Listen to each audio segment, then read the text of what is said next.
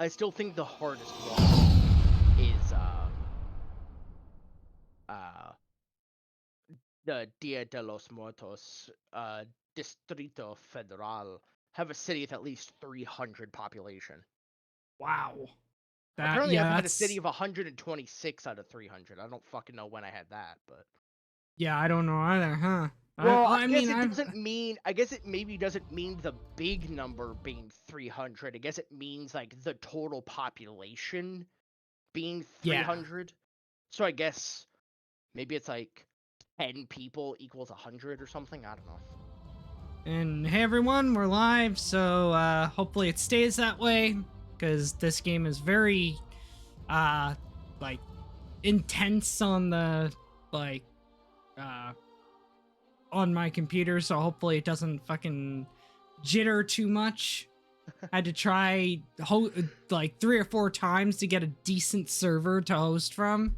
So hopefully yeah. I also wanted to show I got the limited time free DLC. I downloaded it immediately. Yeah, It gives that's us 6 new wonders for you to build. Stables of Pi Ramses, the Colosseum, Citadel of Alamut, Hotel des Invalides, the Kaiserliche Werft, and the Pentagon. yeah. I know the Colosseum, obviously everyone who knows a little bit about history, the Colosseum's Roman. The Kaiserliche Werft is German. Kaiserliche Werft, probably like thing is like it's something to do with the Kaiser's navy. The Pentagon's in the U.S. I don't know Hotel de Invalides. You know, while we're here, I'm gonna look them up because why not? Yeah, why not? I'm just gonna load this, and for those of you hopefully that have joined us right now, you remembered that this was gonna start at 5:30. I let everybody know that, and I reminded people earlier. If you join us at a later point, well, you guys can find this on YouTube either tomorrow or Friday, depending on how fast. A 7th century It's a 7th century building in Paris. Today, it is a museum containing museum and monuments all relating to the military history of France, as well as a hospital and retirement home for war veterans. Let me see what the building's original purpose was. The building's original purpose. Oh, so the building's original purpose was a hospital and retirement home for war veterans. Oh, okay. Interesting. And then what else is there? The stables. Oh, the Citadel of Alamut. It's a castle in Iran. Alamut Castle. It is it's a ruined mountain fortress located in the Alamut region in the South Caspian province in Iran, approximately 200 kilometers or 130 miles from present-day Tehran. Nice. It was a mountain fortress, came into possession of Hassan I-Sabah, champion of the Nizari Ismaili cause. It functioned as the headquarters of the Nizari Ismaili state, which included a series of strategic strongholds throughout Persia and Syria. Alamut, which is the most famous of these strongholds, was thought impregnable to any military attack, and was fabled for its heavenly gardens, library, and laboratories where philosophers, scientists, and theologians could debate in intellectual freedom. However, today it is ruined but partially restored. Unfortunate thing of all of those old types of buildings. Yeah. Castles instead. So the stables of Pi Ramses. Oh, it was the capital of Egypt during Ramses II's reign in the 14th century BCE. The pharaoh's stables, built at the same time as the city's great buildings, were the headquarters of the chariot troops of the king, and it could accommodate and train up to 460 horses. Oh, So wow. today, Pi Ramses is a city in Egypt, but at one time it was the capital of Egypt under Ramses II. Oh, okay. Nice. Might have been founded by Ramses I while he served under Horemheb. Also, sorry to anyone listening who speaks Arabic, because I don't.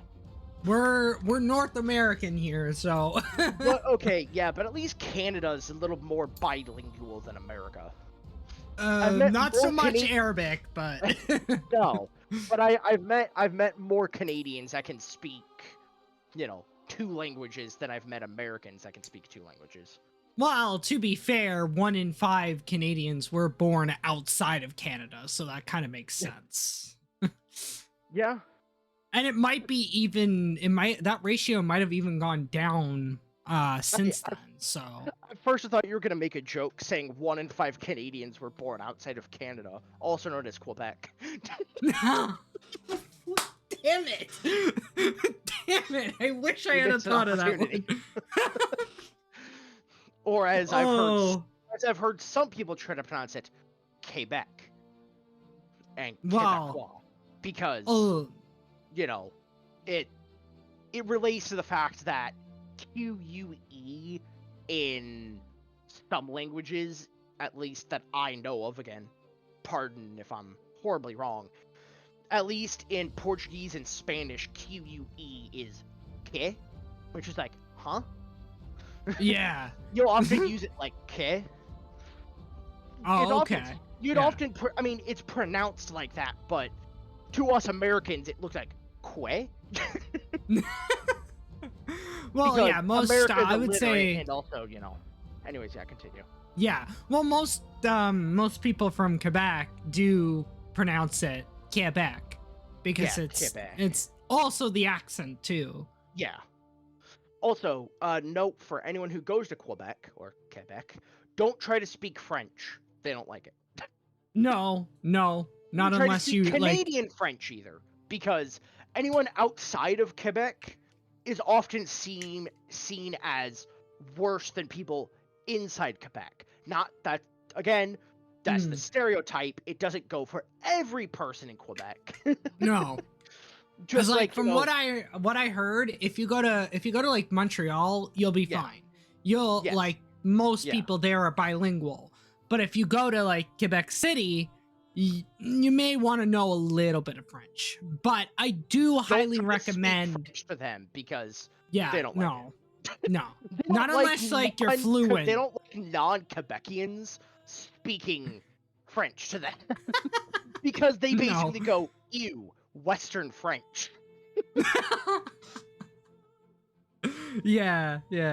But Quebec I do highly recommend Quebec City if you ever want to visit. Like, I would love to visit Quebec City. I'd love to visit, like... It's the only fortified city in North America.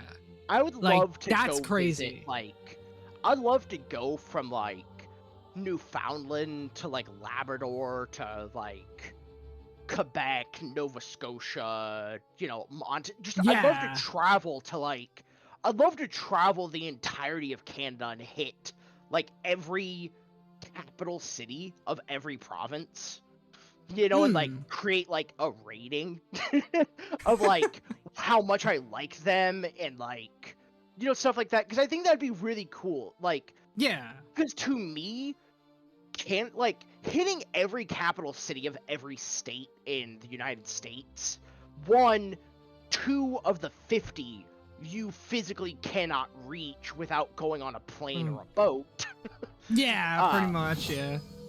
Okay. I just randomly got the world deed map the continent of Cassiopeia and Corvus, Perseus. Why did I just get all of them? The continent.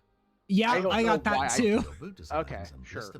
I got the world deed accomplished. World deed Why do I have a demand for you to give me your puppet city of Mogadishu? I don't know. I have a grievance to demand you give me Mogadishu, apparently. Where is that? I don't see. It's down below. It's down at like the bottom of their continent. Oh. I think. No, wait. Where is it? It's not there. It's the new world. It's on the other. It's on. Yeah, that's why. Makes a little bit more sense, but Mogadishu and St. Petersburg. Which I still don't understand why it's St. Petersburg. They're Turkish and you're American. Yeah. Oppressing the people, Mogadishu, and let's see, what is the culture people towards Nemosos, using their agrarian affinity. They've done that to me multiple times. Oh, that's cool. They added a demand all and renounce all button. Oh, So you that's don't have good. to individually demand and renounce them. If you have like, for like the Oh, AI, for that's example, so if you have a good. bunch of demands, you could just click demand all or something, you know? Oh man, that's perfect.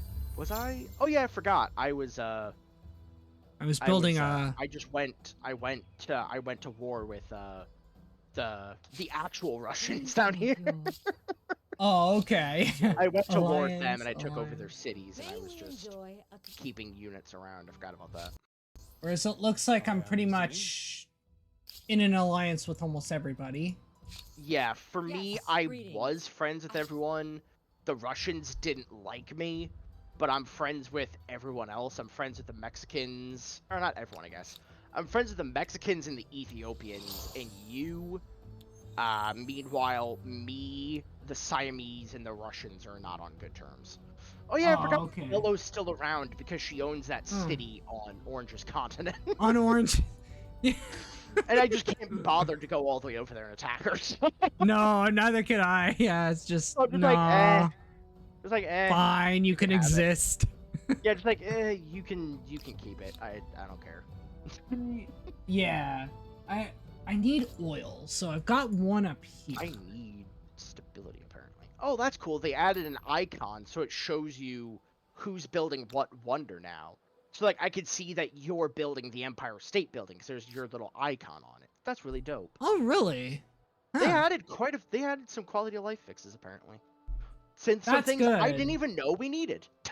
I always like Yeah. when game companies add quality of life fixes that I didn't even know I wanted. Right? Yeah, yeah. You're just like, wow, I didn't even know I wanted that. But here we are. Here we are, yeah. Oh, it also lets us know, I think, what era we're in now. Oh yeah, we're in the contemporary era. I see that at the top. Yeah. Like Up at the top, six. Yeah, 6, and then the bottom 4 are 5. Are still in the 5th. And 8th, the one who I got rid of. Yeah, So need a second. Yeah, you beat. Kindly asked to disappear. Kindly with military. With a little bit of military force. Are you trying to invade me? No. Then who are all those people behind you? My friendship brigade? That just reminds me of the scene. Again, I always say it reminds me of the scene in 300 when Leonidas is marching out for war against the Oracle's wishes. He gets intercepted by someone. He's like, and they're like, "Who are those? Are you going to war?" And he's like, "No, these are." And he's like, "Okay, then why do you have? Who are those soldiers behind you?" And he's like, "These are my bodyguards." And he's like, "You're 300 bodyguards?" He's like, "Yeah, I gotta stay safe on my walks." Because, King Leonidas is, famous, big famous name, and I don't know if he was... I don't know if... It's hard to understand who comes from mythology and who actually has a basis in real life. Yeah. Like, that's the hardest part with, like, major figures like that, is, like, figuring out if they were real people or whether they were mythological. Like, for example, King Midas. It's like, King Midas, everyone knows the tale of, Midas and the Midas touch, but, I don't know if, everyone, 100% knows if he was a real dude or whether he was just someone made up. Which is another, that's the fascinating thing about, about mythology is sometimes your mythology can be so good, it can be hard to distinguish between real life and, fake. And we're immediately desynced. Oh my god, we didn't even get to anywhere. No, let's take our turn and then we can... well, I already... No, that's okay. No, that's okay, that's fine. Oh, you gotta love the game sometimes. Yeah. So what can you do, right? You know what? Something interesting I have a proposal of for us, like, hosting games is we take turns hosting streams like this stream, like this series of streams. You've hosted the game, but what if Yeah. the next time we start over, I host the games, and then we kind of alternate back and forth like that. Yeah, okay, yeah, we can do that. Because I just think it's kind of interesting because like you have the pre-order content, so all I can do is just create essentially a backup save. I can't load and host the game because I don't have that content. So it's like at that point it's like it still works, but like, you know, kind of okay, like yeah. I don't know. Oh it's a yeah, random that's thought process. Oh yeah, we can easily do that. Random ADHD brain moment. Oh yeah, but ultimately looping all the way back to my previous conversation about going across Canada versus America is, one, Canada to me has a lot more diversity in the way things look in the cities compared to America, where I feel like I could look at a city like Chicago and probably see a lot of other major cities across the United States. Not saying that they all look the exact same, but that it's like, how are you really going to, you know, like, differentiate it? Because a lot of places here in the US do just kind of look the same. Yeah, I mean, you're probably gonna get like the same. You'll probably get the same feel of like Chicago in ours, like in Toronto. Yeah. But yeah, you will get a lot of different, like like St. John's, Newfoundland looks completely different than Vancouver, British Columbia. Yeah. Though it could have the same feel as Victoria, British Columbia, if you look at what Victoria looks like. Also, so something funny with Canadian provinces is, I feel like the Canadian province of Nova Scotia is essentially like 90% of the US East Coast outside of like New York. Like, you don't hear anything. Like here in the United States, oh god, what? Did we desync again? Oh, for fuck's sake. God, is it just gonna do this because of the content? The new update? Possibly. If it continues to do this, maybe we should just start over and just call this a victory if it continues to desync. Yeah. Or we've basically won. I mean, we've basically won this game. Yeah. There's no way the AI is gonna come back and beat us. I mean, like, it doesn't necessarily mean that we've completely, like, no, it's not like the game. Yeah, it's just, you know, it's just kind of an annoyance if it happens, you know, every other turn. Yeah. I mean, do you want to try one more time, or we can try a couple more times. I mean, I'm not saying we need to give up like on the next one. I'm just saying we could try a few more times, but if it keeps desynking every single turn. Yeah. Because it's like, sure, Humankind's desyncs are a lot better than Civ's desyncs, and honestly a lot better than Hearts of Iron's desyncs. But just the problem is desyncs are just annoying, because then if you don't fix the problem, it could cause problems even farther down the road, you know? Yeah. Like, I know at least Paradox, Hoi 4 multiplayer, when you desync, it says you can continue on without resyncing, but that could lead to crashes, corrupt saves, and just general gameplay issues the more the game goes on. And I think that's the same here, though. It's like you can continue on, but you're gonna risk that. That's what it could cause corruption. It could cause crashes. It could be. But the game does autosave. That's the thing. It saves every single turn. It looks like so. Or you can, you know. I think we also learned you can edit that a little bit in the settings. Yeah. Too. Where you can make it like every 5 turns or 10 turns and only save like 5 or 10 of them. Same thing goes with Hearts of Iron. You can edit the autosave frequency to be at the end of every day, week, month, or year, I think. And honestly, setting it to the beginning of every month, week, or year. I don't know about day, but considering how fast time can go in Hoi 4, but we figured out about a month.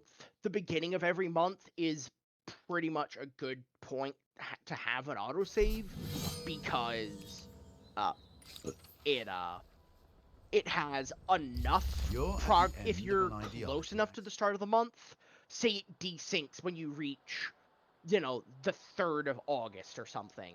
Then it's like, okay, you only lost 2 in-game days of stuff, which may not even be that big of a deal because, if your game crashes, it's like a lot of things. So a lot of things can happen in Hoi 4 in the matter of just in-game hours, because it's not a real-time strategy game. It's I think they call it a 4x strategy. Okay. Yeah. Oh, that's cool. There's actually an effect around the Congress screen that shows you when the votes are done. So, like, religious tolerance, cool. religious hostility has been adopted. That's cool. Oh, But, okay. That is cool. Oh, why do you why do you have a thing against the Siamese? Sure, I'll vote for you. Me and Orange have voted for you. Oh, okay, Orange also voted for me. Interesting. Okay. But like the thing with Hearts of Iron, and I guess a lot, I don't know about like Crusader Kings and stuff multiplayer as much. But a lot can happen because the fact that it's not real time, unless you're playing on like the lowest speed, which then it can kind of feel like real time, but then it's also incredibly slow and kind of boring. Yeah, there we go. Yeah. Yeah, okay. It Maybe we should again. maybe we should just call it, because I feel like that's just gonna happen every turn. And as much as I'd love to deal with it, you got it is a bit annoying after a while. Or I mean, if you want to try to continue and finish it, yeah, we can try to just rush to a finish. I mean, I don't really have much that I need to be doing anyways. I mean, the only other thing I'd do is just go to war with Russia to take the rest of her cities, but that'd require me getting more war support against her, and currently I don't have any demands or anything. I don't have any grievances against her, so until something happens. let's see. I just want to see how many live streams do we have on this series so far. Let's just see on this playthrough, at least. Wait, no, don't play all. We've had at minimum, I want to say at minimum we've had like 4 or 5, probably 3 or 4. Oh, I've got a total of 8. Holy crap! Oh, Jesus, that's a lot more than I thought. Yeah. But you know what? I guess it really doesn't matter. If you want to restart, we can always restart. I mean, I think we should probably just call this game, because 1, they added new wonders and stuff. So yeah. More content. And it'd be kind of cool. You know? And 2, if this is going to happen every single turn, you know? Yeah. So I say we let's see. That up to a victory. We call that a victory.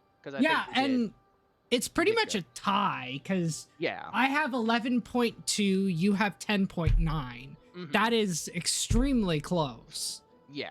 So guys, this is how we officially end this one. So we'll keep. Yeah. We'll start a new one here in a minute. Just gotta go through the steps and the processes. Yeah. But yeah, you're right. I agree that from what I see, just based on like Quebec at all, is like how different you can like get a feel for the city. Is like and also, you know what? Something interesting is I don't know a lot about Canada's, cities and, everything. Like I only know a few of the cities in Canada, and that's mostly just because of The people you've met. The people I've met. Yeah, it's like I know of Regina in Saskatchewan. I know of, Penticton in BC. I know of, Mississauga in Ontario. Which is Yeah. basically Toronto light. Pretty much. Just Toronto, but slightly less Toronto. just an extension, basically. Yeah. I think you said it best. It's just it's a suburb masquerading as a city. Yeah. Pretty much. I'm yeah. A purple kangaroo. That's my symbol. But like, oh, that's a new loading screen. I don't think I've seen that before. I like that. Yeah. But there's like, okay, so Canadians, people who probably live in Nova Scotia in the region, probably don't like the fact that the only city I know in the Nova Scotia like coastal area around like modern day like New England area in the US is the port city of Halifax. And the reason I know that is because Halifax was, and possibly still is today, I don't know, a major like trade and economic hub for the eastern coast of Canada. Oh, it is. It's massive. Water port. So you can have massive, like those big ass container ships dock there and be able to unload because it's deep water compared to, like, say, there's probably some, stuff along the St. John's River that runs down to like on Toronto and past and shit. And there's probably some stuff along there because I know that's a big river and it bleeds out into the ocean. But it's not a massive thing. Oh, well, that's the thing. The reason why like Montreal and Toronto, that's actually one of the major reasons why Montreal and Toronto have been like very competitive is because before the advent of planes, you used to have to come by ship. The furthest inland you could go on ship in Canada is Montreal, because then you would hit, like, if you follow the St. Lawrence, you would hit St. Lawrence. You would hit the rapids. Yeah. You'd hit the Montreal Rapids or whatever it's called. So there wouldn't be any way around it. But like once people got the ability to build canals and stuff like that, that's when like Toronto started to become more important, because you could get, oh god, did we desync again? Oh my god, we desynced again. Yeah, I'm gonna oh god save it, and then I'm gonna back out and verify my game files, see if everything's okay. Yeah, me too. I think we're gonna take an impromptu intermission because the game's being a bit buggy. Wouldn't be the first time, right? Yeah. It wouldn't be the first time a Civ-like game has bugs in it. And plus, we're talking anyway, so it's entertainment either way. Yeah, it's entertainment either way. Something I find really cool about Canada, especially like the way everything is because, again, compared to the United States has 50 states, 2 of which aren't technically even attached to the mainland. One of them is attached to the continent of North America, but not directly to the main, not connected to the other 48, unless you count Canada's the connection to to Alaska, which again is the only land route to Alaska, is to go from like the west coast up Washington through British Columbia and Yukon and through then like the northwest territory area up there, and then get to Alaska. But even then, Alaska is kind of sparsely populated. There are not a lot of big cities in Alaska. Like Juneau is obviously one of the biggest cities in Alaska, and you can see the fact that because it's a coastal city, that's how it thrived. Because Alaska, as well as, other territories in Canada, like Nunavut and everything, are Yeah. cold, kind of tundra areas where the native peoples lived and thrived because that's how they adapted to it. But Yeah. The Inuit. but Yeah. everyone else kind of can't. Not everyone can. Uh so like to me visiting, and it's again probably because I'm American, and Yeah. this is something I small side tangent, something I find really, really, really cool is the fact that I was watching a video about I was watching a video from a YouTuber I watch who plays a game called DayZ, and it was an Hmm. unedited version of one of his live streams from like 6 or 9 months ago or something. And Yeah. he was talking. One of his viewers in the chat was asking whether to watch Peaky Blinders or The Sopranos, and he recommended The Sopranos, even though he hadn't finished it. He said to him it feels like an entire other world, because Hmm. The Sopranos is based here in America, while he's British living in the UK. So the Peaky Blinders being about, the Irish, mob and whatever, is Yeah. probably a lot closer to home and a lot less entertaining to him than The Sopranos, which is about an Italian mob family living in, Living in New New York, York right? or Or whatever. New. Uh, Yeah. and it's like, to me as an American, visiting like, I can say there are probably a few capital cities I would want to visit in the United States. I would like to Yeah. visit, obviously, I'd like to visit Honolulu because it's Hawaii. How would you not Mm, want to visit Hawaii right. unless you're not into the tropical island thing, then completely understandable. Uh, if you're not interested in being in the middle Pacific Ocean on very volcanic and Although from what tectonically I hear, it's unstable also area. very overpriced. That's the other Yes, downside. because of the fact that it's a major tourist trap kind of Yeah. place. It's like Paris. Paris, a lot of people in France, when you ask them where to go, they will not say Paris because Paris is a tourist trap. Yeah, pretty much. You go Pretty to much, yeah. Paris, and they tell a lot of people in Paris tell you, do not take a cab outside the airport because you're going to get ripped off if they know you're a tourist, because Oh, they okay. prey on tourists. They Yeah. overcharge them because they know they're ignorant and they don't have the knowledge. So at least if you're going to go there, try to research the actual like taxi prices, or just call an Uber, Yeah, or just yeah, call that's what whatever we their did in version of an Uber Vegas. is. When we went to Vegas, we took Ubers most of the Mhm. time because we knew unless we absolutely had to, like Yeah. taking the luggage and that, we Yep. had to because we had a lot of shit. Yeah. So we had no real choice. Uh, And I'd even yep. say, even here, when you come Mhm. to Toronto and that, research the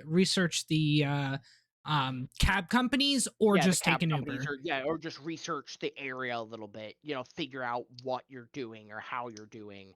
Uh, Right? and Because like, coming home, I can tell mhm, you, when we were coming home on Friday, it was, or actually, it was like Saturday morning. yeah. But when we were coming home, it was $67 to Mm, get from the airport to my house because we had to use a van yeah. and we had to have like we had a lot of luggage, and it's like Yeah.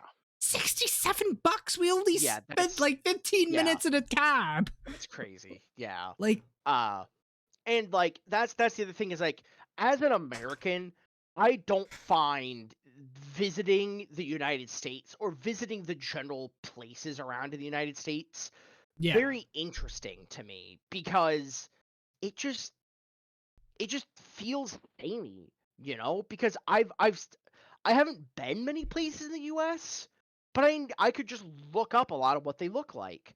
My And files yeah, are almost done, everybody, just so you know. yeah, my files just got done myself, and all of them were successful validated on my end, so who knows what's going on.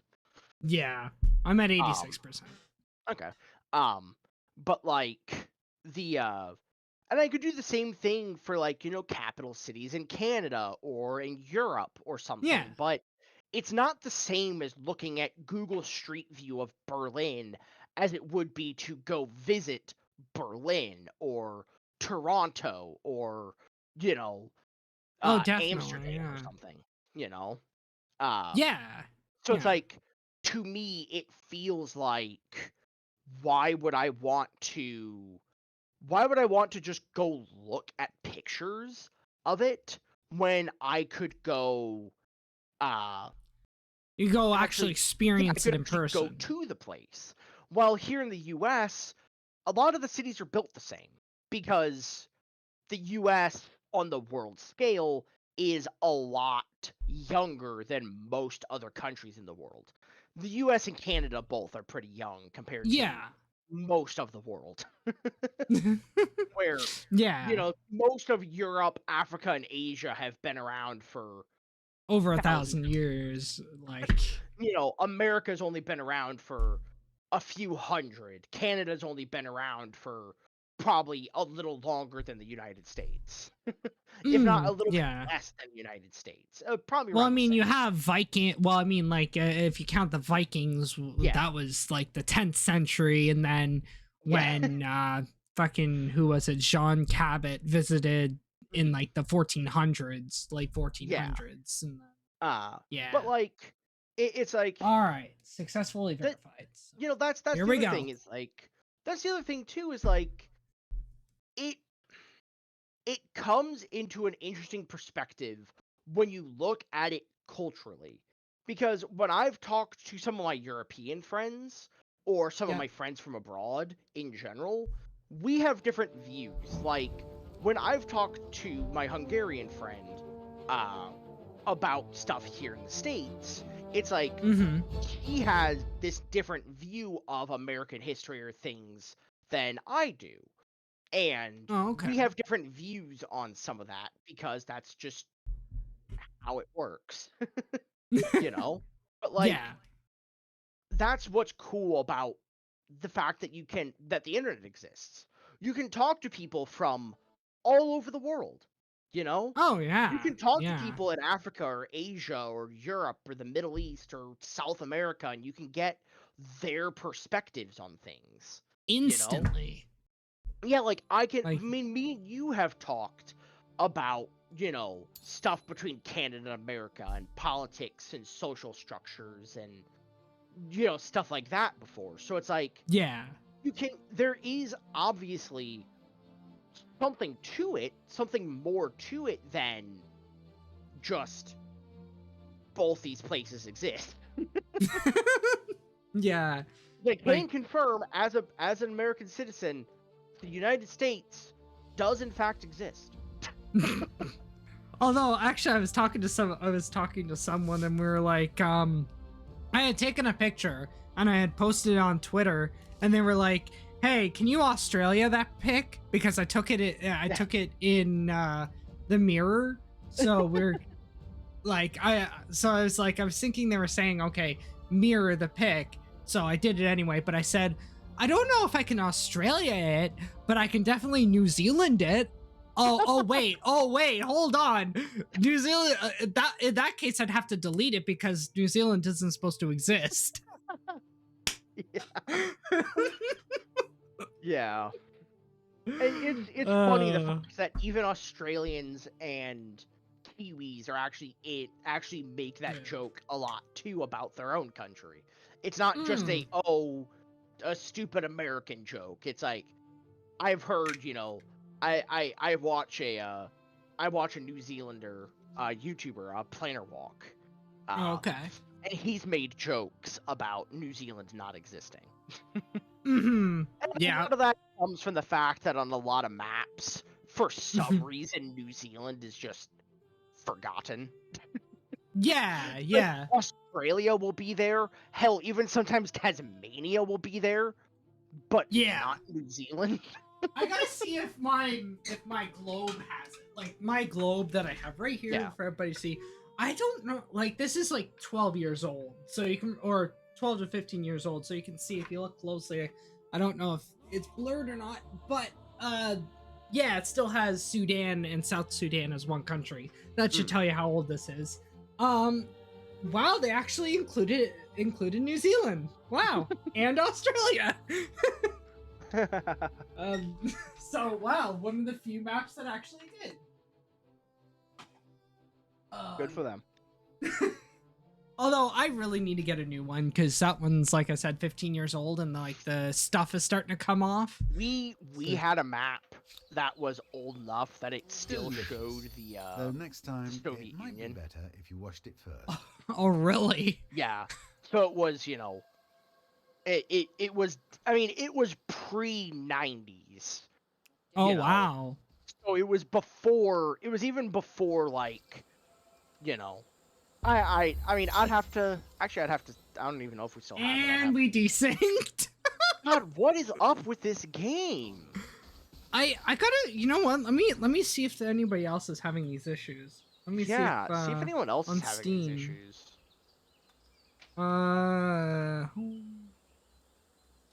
That's really weird. Yeah.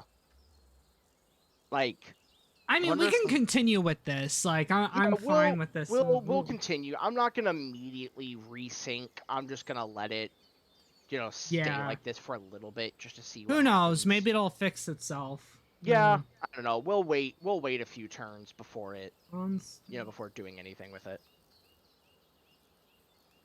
Cause yeah, who knows what? Who knows what's happening anymore, constant desyncs. Wait, that's from 2021, huh? I mean, still could be. Still theoretically could be relevant. Yeah. Yeah. Okay, then let me just take a look. Add another.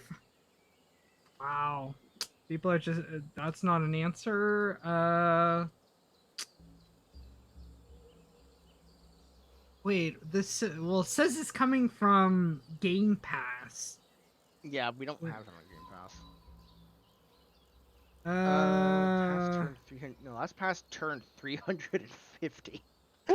Oh my god. I was having disconnected. Only multiplayer desyncs, Total War, out of sync, Civ Fanatics.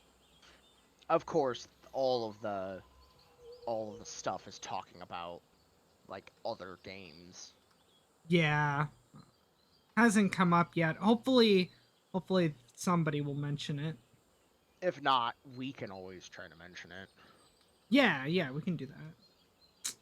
Parabellum Wonders Pack is DLC for Humankind. Yeah, it includes 6 cultural wonders. I mean, they just released it today, so we should expect that it wouldn't be surprising if there's some issues with it. Let's go read this. Let's go see the Steam reviews if anyone's left reviews for it. No, I mean it has 93% of 16 reviews for this DLC are positive. Oh, really? There's only 16 reviews though for it so far. And okay, that's great. Someone left a not recommended review just saying, "Bruh, someone flew a plane into my Pentagon." Real cool. real cool, buddy. You made a 9/11 joke. You earned internet points. You earned internet brownie points. Yeah, you earned good for you. These are useless internet points. Well, hopefully it'll get figured. Their next update. So their next update. Yeah, Valbon released. That's the big thing that released today on the 26th. So. Oh, okay. So Steam Workshop originally opted for mod.io. Wait, did they actually? Oh my god, they actually added the Steam Workshop. Really? Oh, they added the Steam Workshop. What's on the Steam Workshop currently? Maps. Just maps. Understandable. Just maps. Huge Earth for Humankind, all DLC Natural Wonders. Oh, that's cool. That's really cool though. Oh wow, okay, that's interesting. Yeah. So there's a lot. So right now it's just maps, but that's kind of cool. Sorry, I'm reading the patch notes. AI expansion comparison turn 20 and blitz speed before after. Huge Earth map. Yeah. Okay, that's pretty neat. Ooh.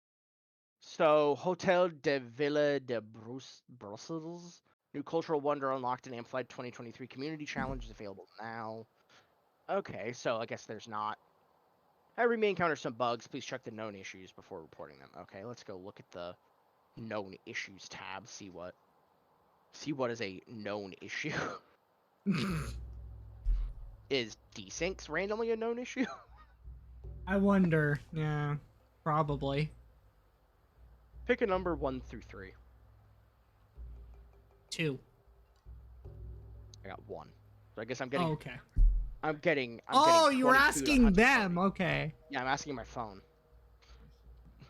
Yeah, Chris. Why? How selfish of you, thinking I was asking you a question. Thinking it's all about you. Well, It's this is all my about stream. Chris. Thank you.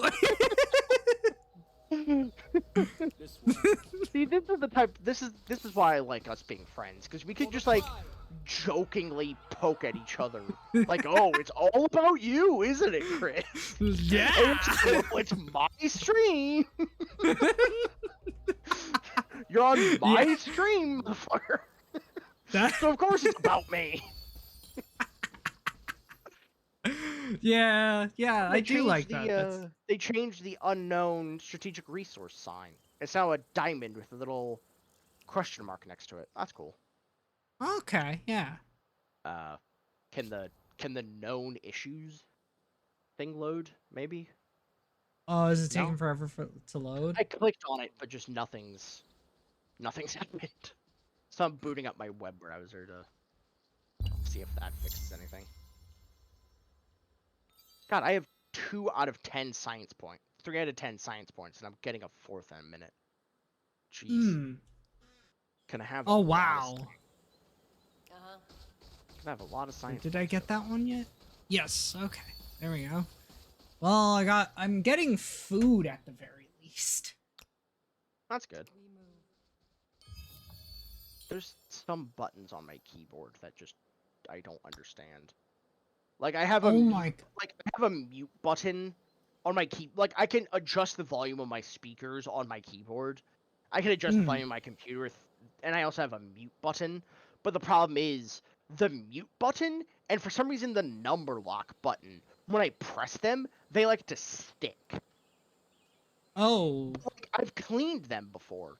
I've taken out the number lock button and rinsed it off with water and scrubbed it a little bit and checked, and it's fine.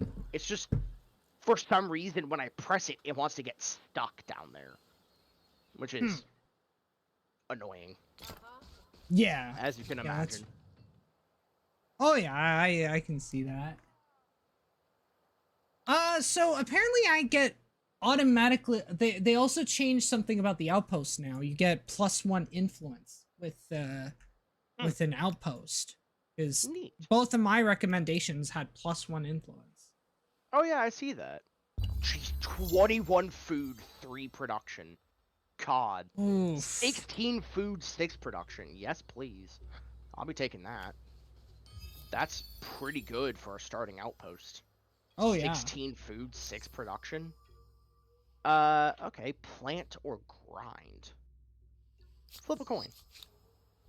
Heads is plant, tails is grind. I got heads. Domestication research cost down. Hell yeah. I'll take it. I found the western coast of my continent.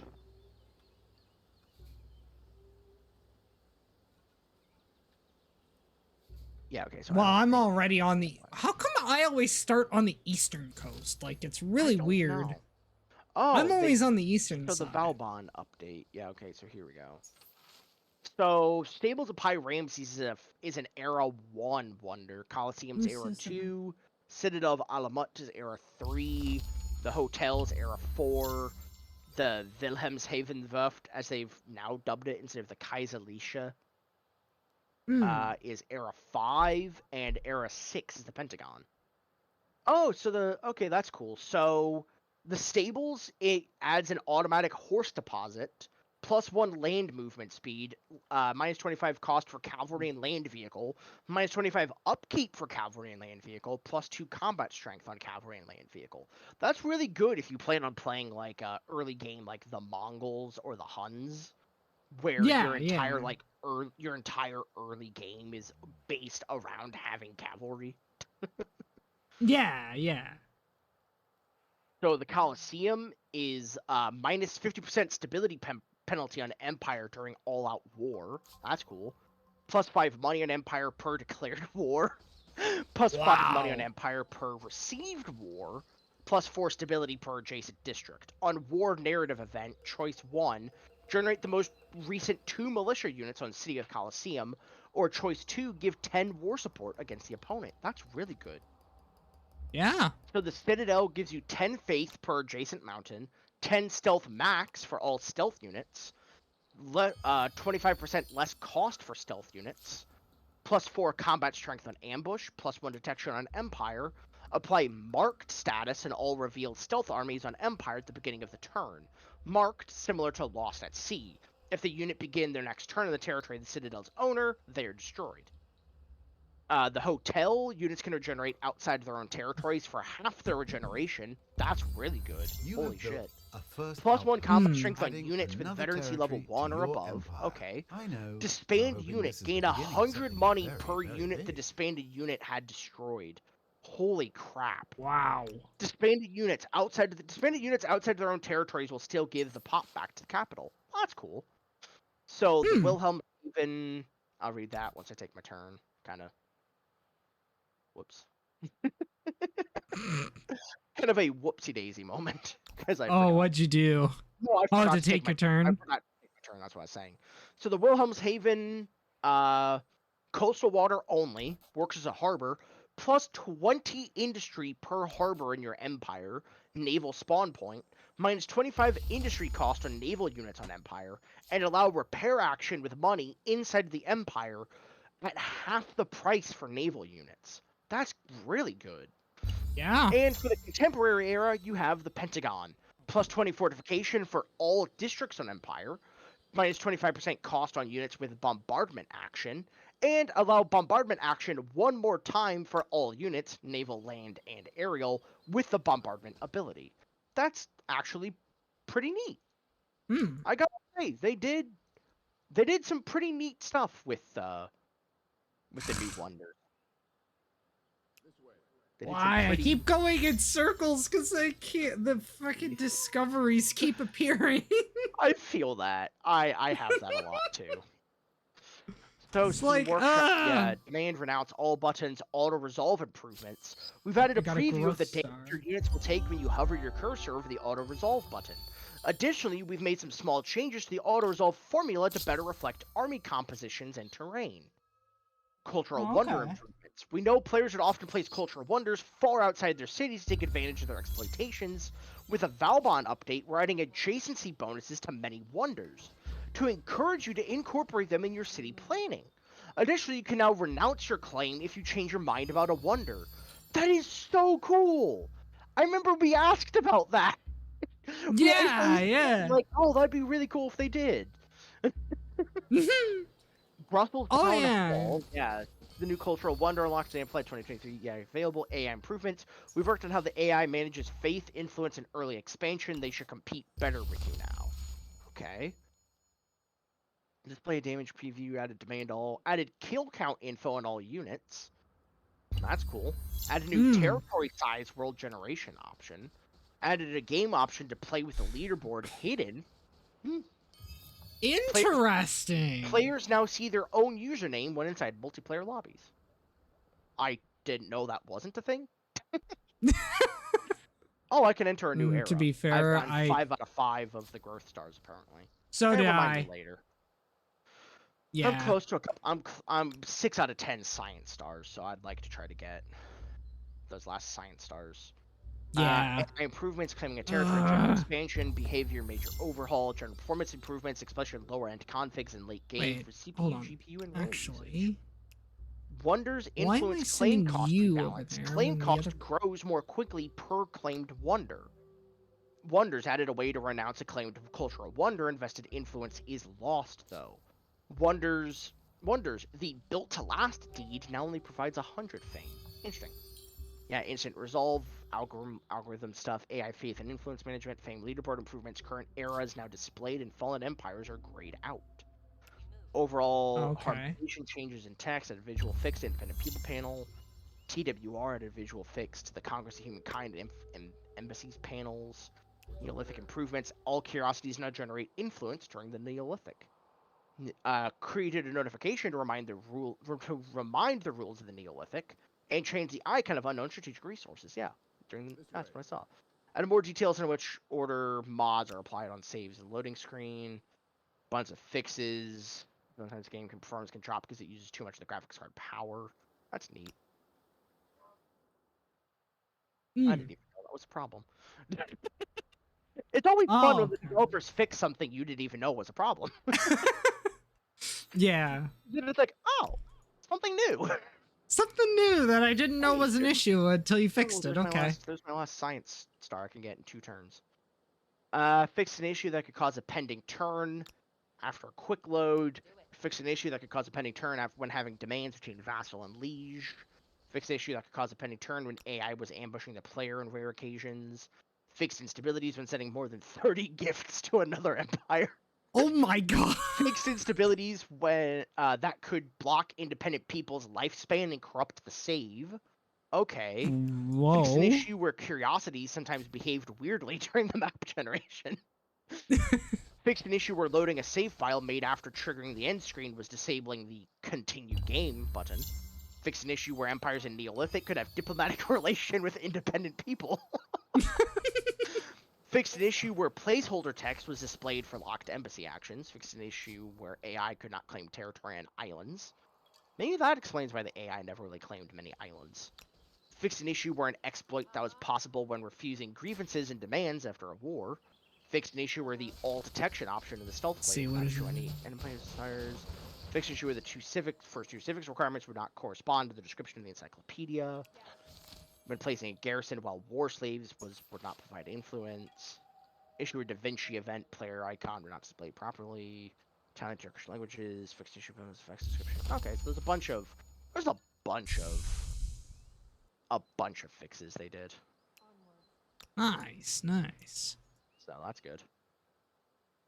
Wow, I have got a lot of scouts over here. I don't think I've ever seen this event. Lost Souls 1. Your scout comes to you, breathless from exertion. Between gasps, he tells you that he spied another tribe not far ahead. He leads you on, then after giving a stop signal, you drop to your bellies and crawl forward in the brush. Ahead, a young woman, no more than 13 summers, is leading a ceremony. Her audience, a dozen or so equally younger or younger tribesmen. Many are crying. When you see the bodies laid out, you understand they are in mourning. You know what you must do. Yeah. Welcome. I've seen that one, yeah. Why not? Let's welcome them. I know that could lead to other issues, but you know. It can lead to them dying. Yeah, it can lead to sickness and stuff. I saw that they could have been sick in the event description, it said. I got a notification on Discord. Why?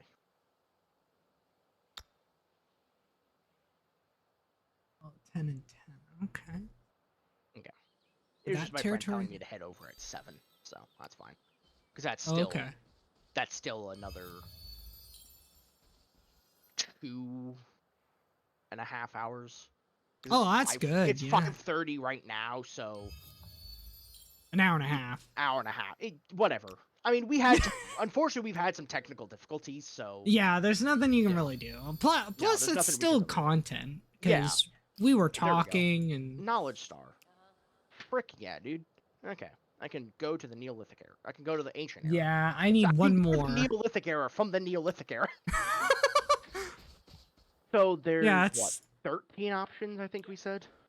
Yeah, I think so. Ooh, there's 1 through 13.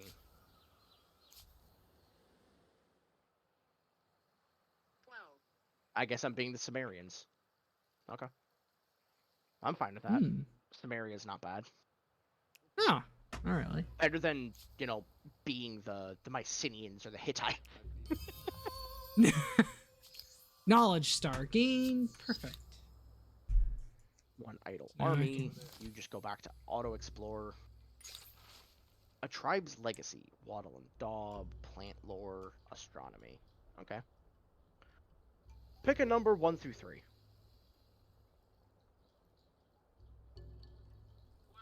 Generate number between 1 and 3.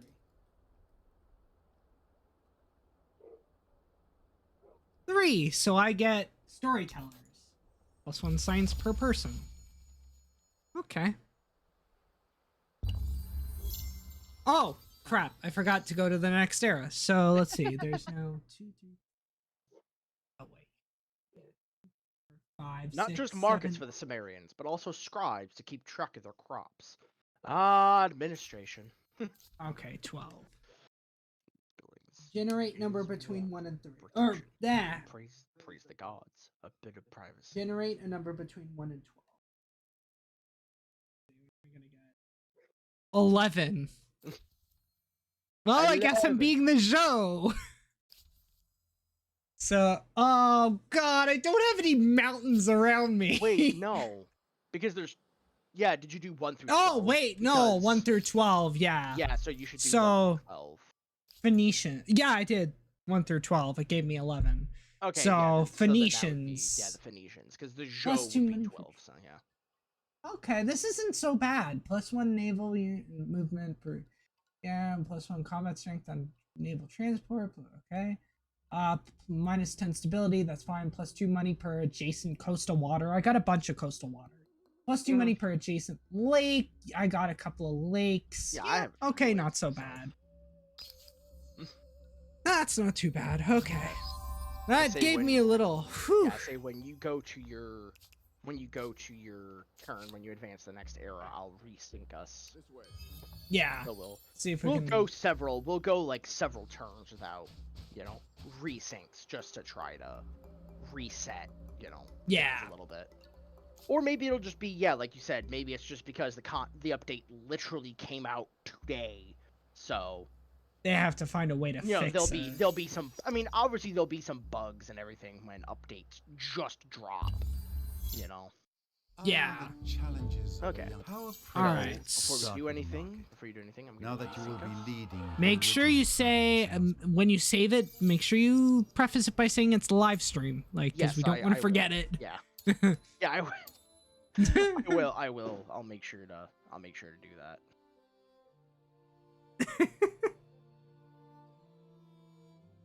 Man, I hate the fact I have this one app on my phone. I'm trying to I try to log into, and for some reason it refuses to want me to log in. It like lets me log in. Like it brings me to the I click the button to log in, and then it'll try to bring me to the web page to log in, but that web page will never load. And if I Really? try to refresh it, it'll just automatically log me in, but the app won't register that I'm logged in. So it's like I That's have to weird. try to, I have to try to, like. I think I've had a similar situation with an app like that before as well. I think I had it with Ticketmaster a couple of times. Like, and that's pretty bad because like when you buy tickets, like you're trying to figure out where they are and you can't find like, and then you can't log in. It's like, what the hell's going on? It's like I spend like $200 on a ticket and now I don't have them. Where the hell are they? Okay, I'm gonna flip a coin. Heads is natural right, tails divine mandate. Flip a coin. But I'm also to the point where I'm getting ready to just delete Facebook after 10 years of being on it. Honestly, I haven't been on Facebook in years. I don't even remember my login information from my old account. My mom, like, sometime last year, I think, offered me to split some money with me if I were to list some of her old clothes, like, on Facebook Marketplace. And I wanted to create an entirely new Facebook account, but I did, and then I just can't be bothered. Facebook is just, like, I don't want to obviously get into all the super, politics side of things, but it's like, Twitter That's and fine. Facebook Consider to it me, like a preview of the podcast we keep talking about. the podcast we keep deliberating about, but then never end up doing anything with because we forget about it promptly after discussing it. Exactly. Facebook and Twitter are kind of in the same boat right now, in the fact that Twitter is going downhill because of Elon Musk's decisions, and Facebook is going downhill because of, their refusal to, not collect user data and not call themselves Meta, which is a ridiculous name, and, Mark Zuckerberg's trying to create the metaverse, and that's going absolutely nowhere. Yeah, as much as he doesn't like it, yeah, Yeah, right. as much as he doesn't like it, it's going nowhere because no one asks for it. A city means When will shelter these for those billionaire who need it. CEOs ever A place to learn that store people food, don't ask for the pens for crap the that they pigs. make? It may not be glorious. Yeah, But it exactly. beats sleeping But, under like, trees. I can But- stand being on Twitter because at least with Twitter, I can, like, block and filter out the stuff I don't want to see. But with Facebook, it's kind of hard when the stuff you don't want to see is It's posted literally to your everywhere. family. Yeah, yeah. Reposted by family or friends, and it's like, oh, come on. Like, Right? Yeah. I had an entire, there was an entire argument I had with my cousin's husband's brother, which is Uh-huh. a sentence I didn't think I'd ever say. Sounds like I'm making up a story, but it was Yeah. it was in regards to the whole, like 9/11 conspiracy theory and, like the government did 9/11 and stuff. I had like this entire argument with him Generate a number about between 1 and 2. Yeah.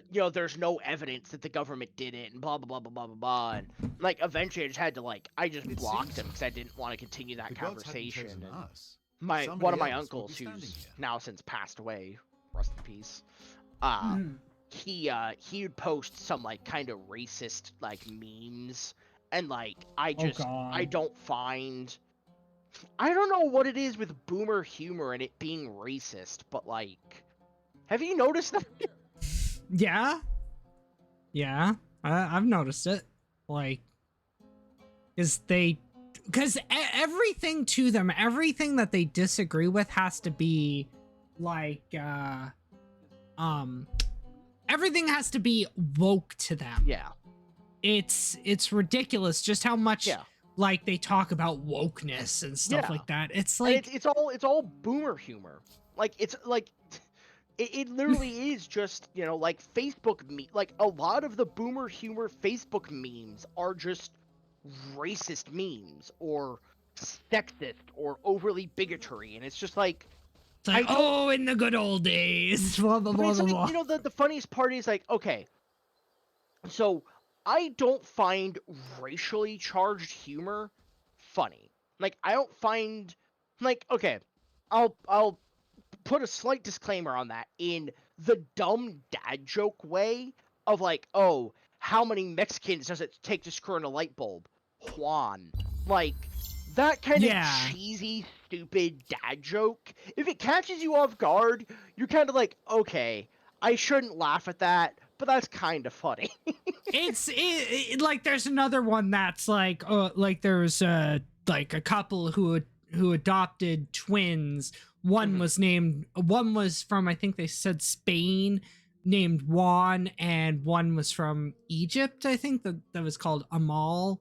And they grew up and they eventually moved away.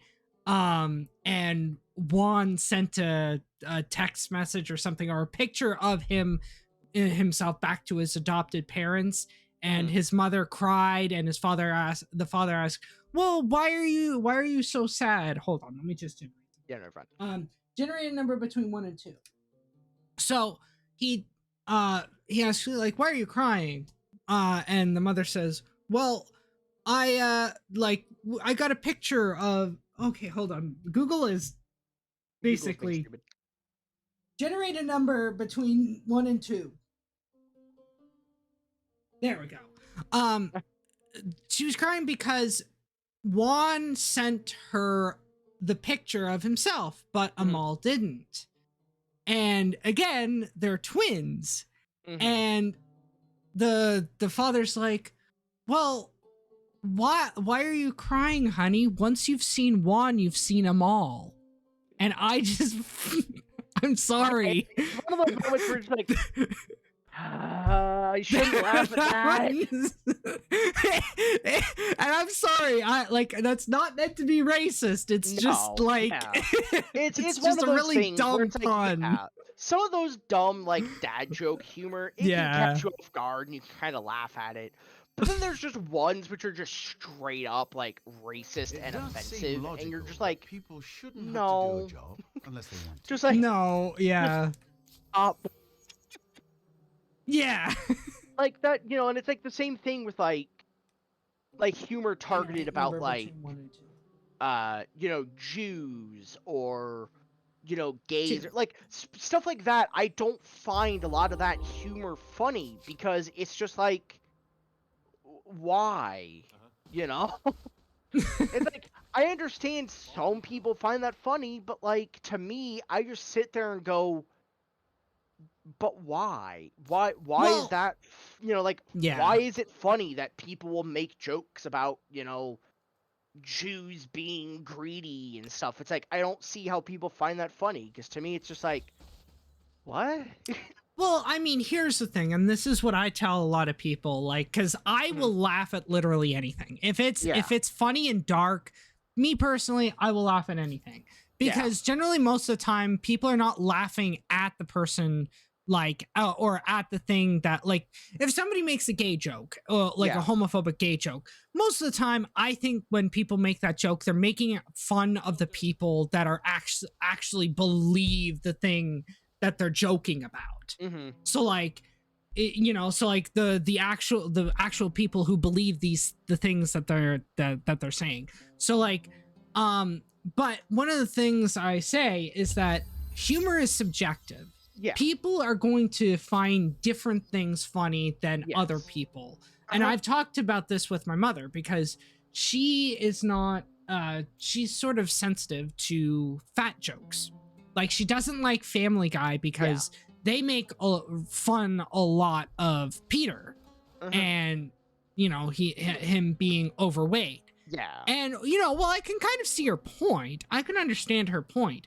But the thing is she laughs at other things that other people would find insensitive or inappropriate or right. And so it's going like, to be me, I'm never like, okay, so as much as I hate like racially charged humor and stuff, as much as I don't find that stuff funny, and I try to avoid stuff like that, I'm not going to force other people to not find it funny, because like you said, humor is a subjective thing.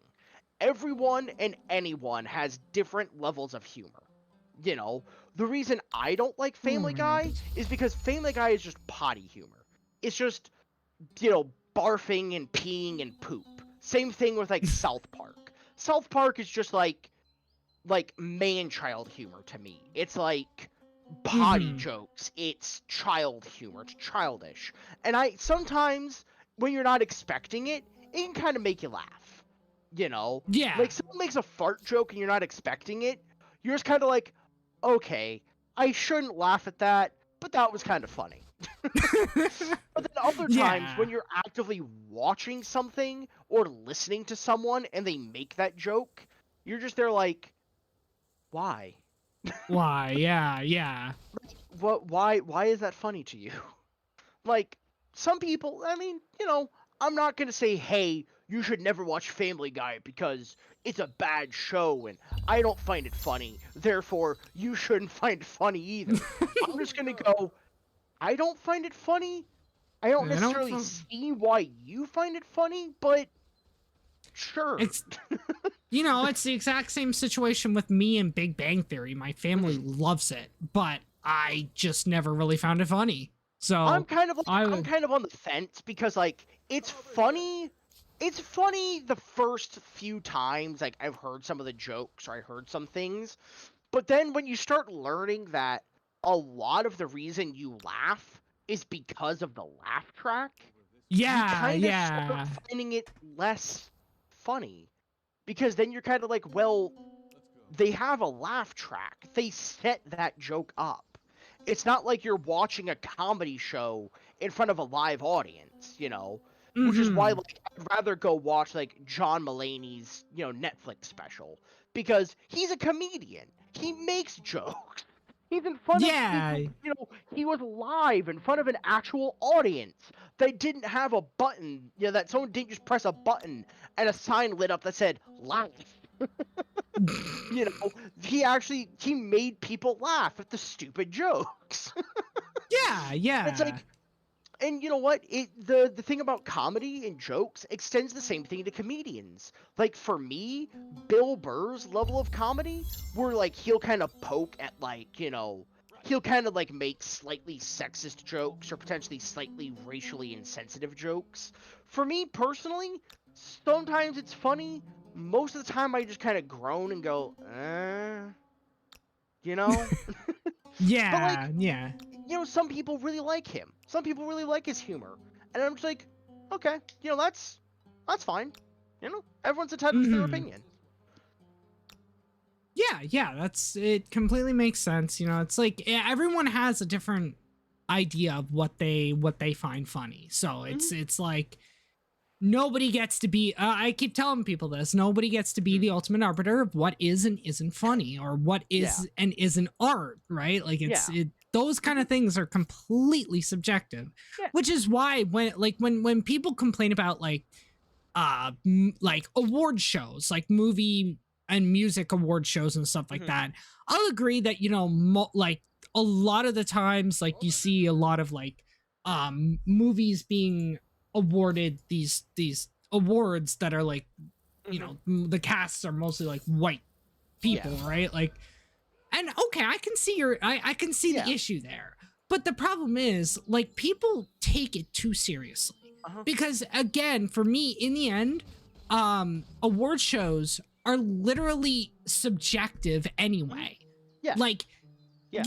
nobody gets to say what movie is actually better in the end. Yeah. Like, you can say, okay, objectively, that CGI is better than that one because So like that one looks something fake, well that one looks real. something You can that judge same that, but something that the same British YouTuber I was talking about earlier who makes the DayZ content, his name is the Running yeah. Man Z. Oh, I'm okay. just gonna call him the Running Man. He also made a comment when someone asked him in his chat what his least favorite map in DayZ was. He said, he kind of made the comment, and I'm gonna paraphrase a bit because I can't remember it word for word. He basically said like, why should he get to be the one to ultimately decide what arguably is or isn't the best or the worst of something? Because it's like, I met someone.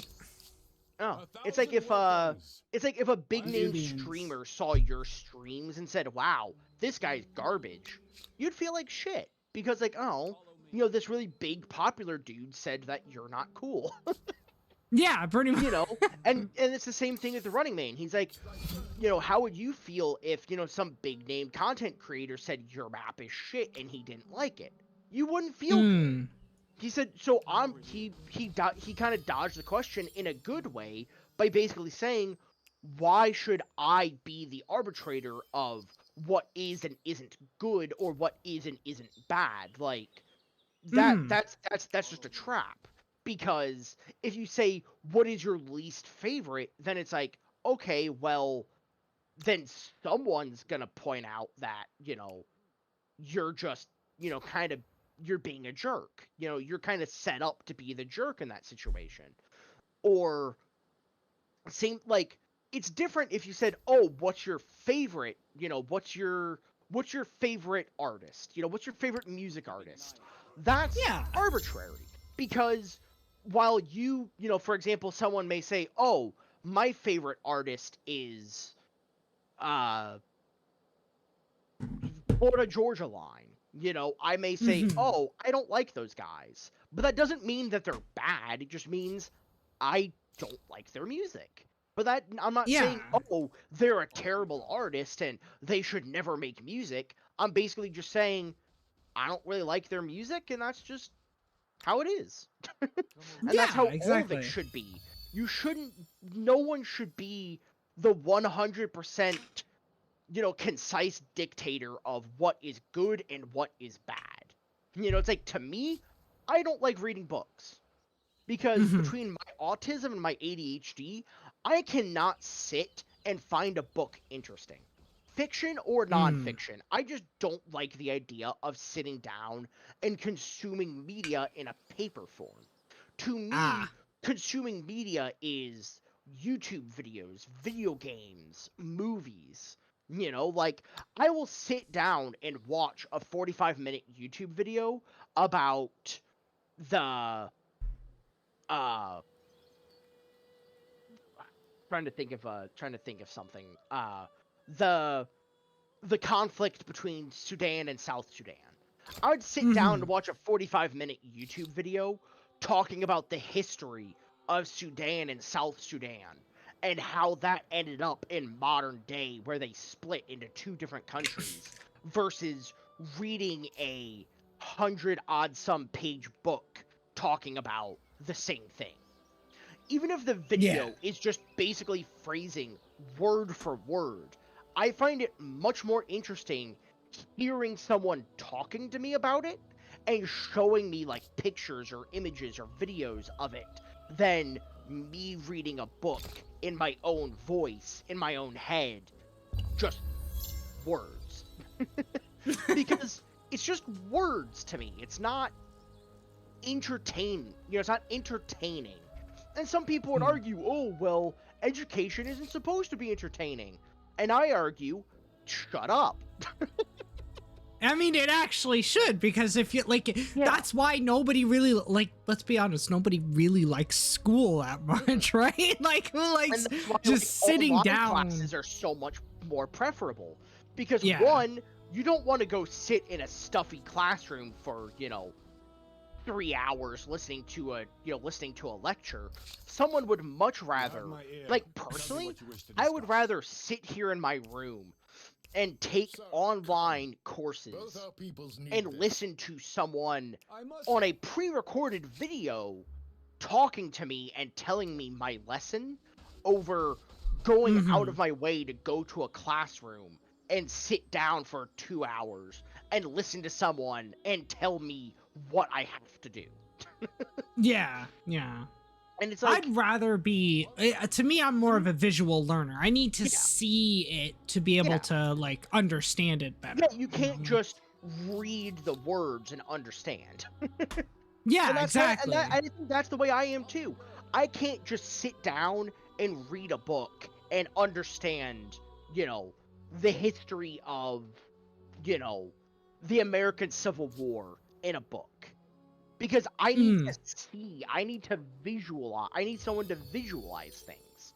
Which is why, Age of Empires 4, they visualize and talk about these important moments in history in a really, really cool way. Because they take real life footage of, real life places and then superimpose their, outline CGI CGI units. For example, the siege at Castle Dover. They took actual footage, actual aerial drone footage and street footage of Dover, of the Castle of Dover, and superimposed their own, these outlined CGI units, outside the castle besieging it, and, guys up on the castle. Because they wanted you to see that's what it was at one point. Oh, okay. And they did the same thing for, London. Because London today obviously looks vastly different than it did, in the 11th century. And they actually people are still arguing, what is and isn't London anyway, so... But it's they did that by superimposing their outline, their golden outlines of buildings and what the ground looked like and everything, but keeping modern London. They didn't completely recreate 11th century London in 3D. They just did the basic CGI 3D outline of what various buildings and stuff would have looked like around the area in the 10th, 11th, or 12th century. And that's the type of stuff I like. I like the visualization of things. I don't want to, like you said, I don't want to just sit down and read words and go, okay, those are words. Yeah. I mean, Get actually, a a picture good. book. I mean, even the actually very similar incident was so I was trying to explain like what was going on in Syria back a few years ago to my parents, and they couldn't really understand like what was going on in like the city of Aleppo and stuff like that. And actually I found this one news site that actually no, I think it was a piece done by our broadcasting corporation, the CBC. They did a little snippet where they compared Aleppo to Toronto and what would happen, what would it be like to be a citizen in a situation like that. So like, or what if Toronto was in a situation like this and you were an average citizen? What would like the neighborhoods feel like, and what would be cordoned off? And so they were showing like, okay, this part of the city completely gone. Imagine this part of the city completely obliterated. Imagine this part of the city completely cut off from all resources. You have no way of. And then you can kind of see that and go, oh, okay. Even if they basically just like, even if someone just took, an aerial sky view of Toronto and drew, just scribbled out an area in red crayon and said, no, imagine that place gone, just obliterated. That's exactly what they did. Yeah, I mean, that is more visually understanding than just looking at Toronto and saying, imagine this place gone. Here, let me see if it's still up there. If because I think more places and more things should have visual learning capability, like more visual learning, because I think it's even been proven that kids are more likely to like want to learn and consume that type of stuff if there is visualization to it. Now, again, I could be completely making that up, but at least what I remember, and could just be a Mandela effect. Yeah.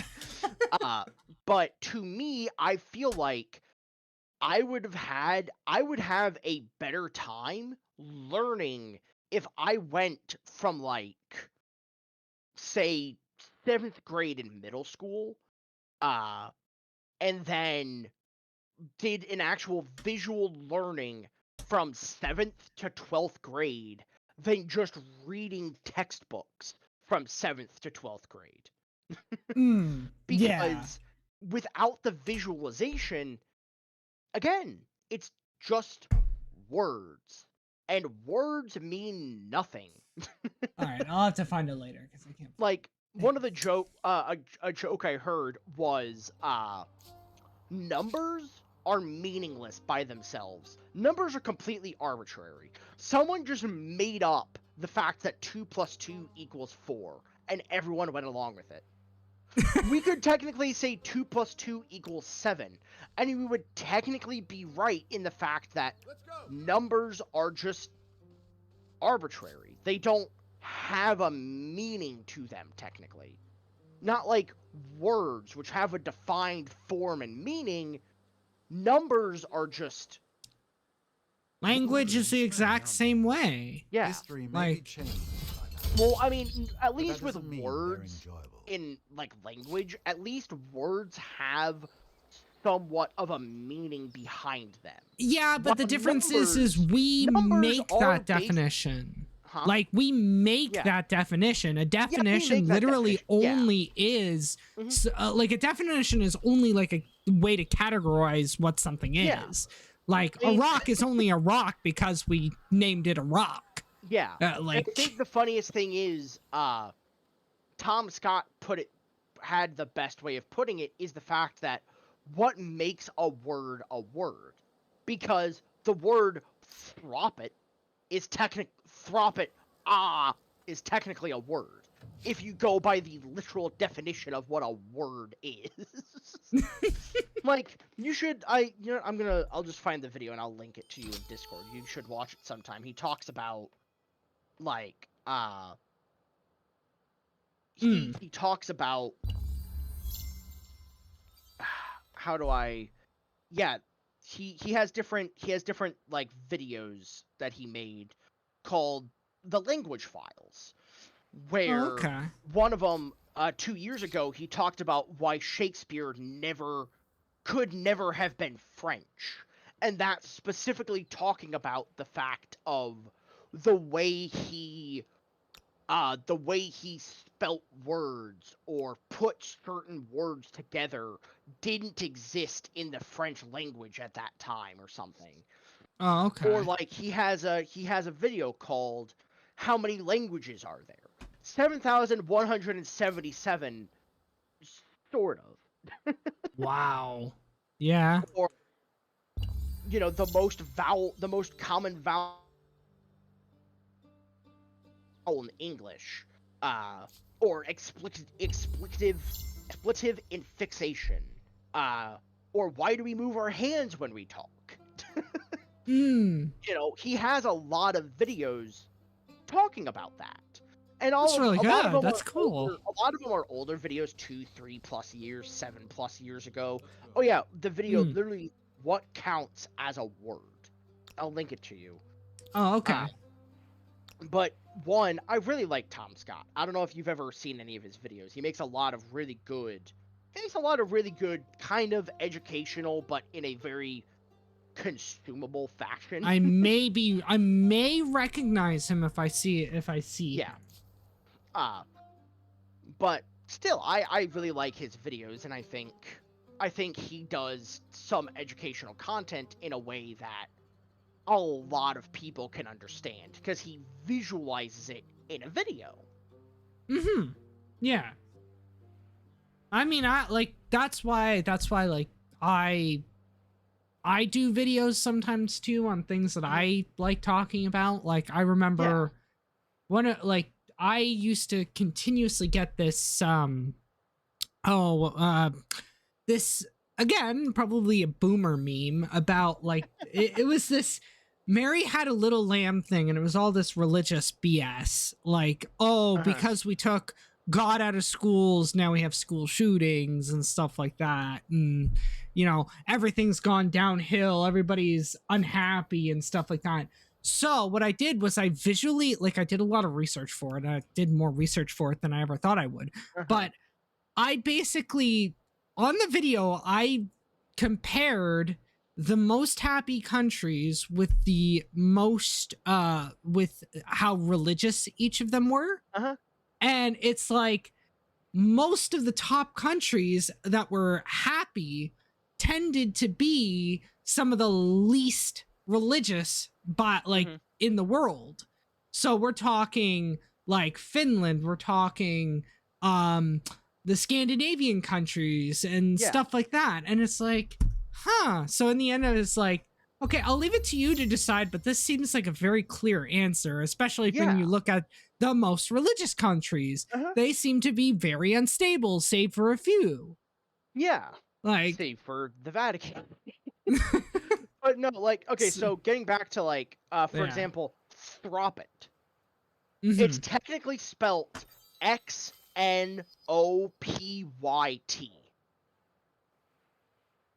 If you accept the definition that a word is some letters surrounded by a gap, then Throppit is a word.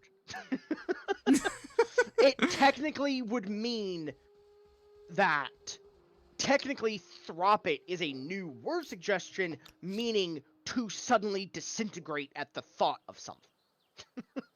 Oh, okay, interesting. But again, it depends on what we define as what a word is. Yeah. Like Tom Scott said, if you simply define a word, if you accept the definition of that a word is some letters surrounded by a gap. That, if you accept that as the definition of what a word is, then you have a very loose definition of it. And we can see that with, like, for example, like we were talking about with, like, numbers and language. It's completely arbitrary. There's no 100% definition that the word English means what we speak. We could have made it up, meaning English means that funny looking white thing that floats in the sky that we call a cloud. You know, in an alternate universe, that could be called a poop for all we know. You know, it's like language is arbitrary, but compared to numbers, at least to me, compared to numbers, at least words, because certain languages and certain words have been around for thousands of years, like some African languages have been around in theory since like the beginning of mankind. Again, we don't 100% know because we're talking about hundreds of thousands of millions a year. You know, we're talking about a long time, and until we have the ability to invent a time machine, we're never gonna know much about thousands of years ago, except what we have in books. Also, I'm gonna resync us really quick. Okay. So, like, you know, unless we have a time machine, we may not know exactly what happened at the Battle of Agincourt in the 11th century. Sure, we have historical records, but those are from the English or from the victors. Because again, like the old saying goes, the victors. History is always written by the victors. Yeah. So, which is why in England, France, America, the U.S., Canada, Mexico, essentially all of the countries that quote won, you know, World War I and World War II, we have a different perspective of it than what's written in Germany or Japan or Russia. Like Russia, World War II wasn't known as World War II. It was called the Great Patriotic War. And they have a different version in history books than we do. Because, again, that's just how culture works. that's just how things work.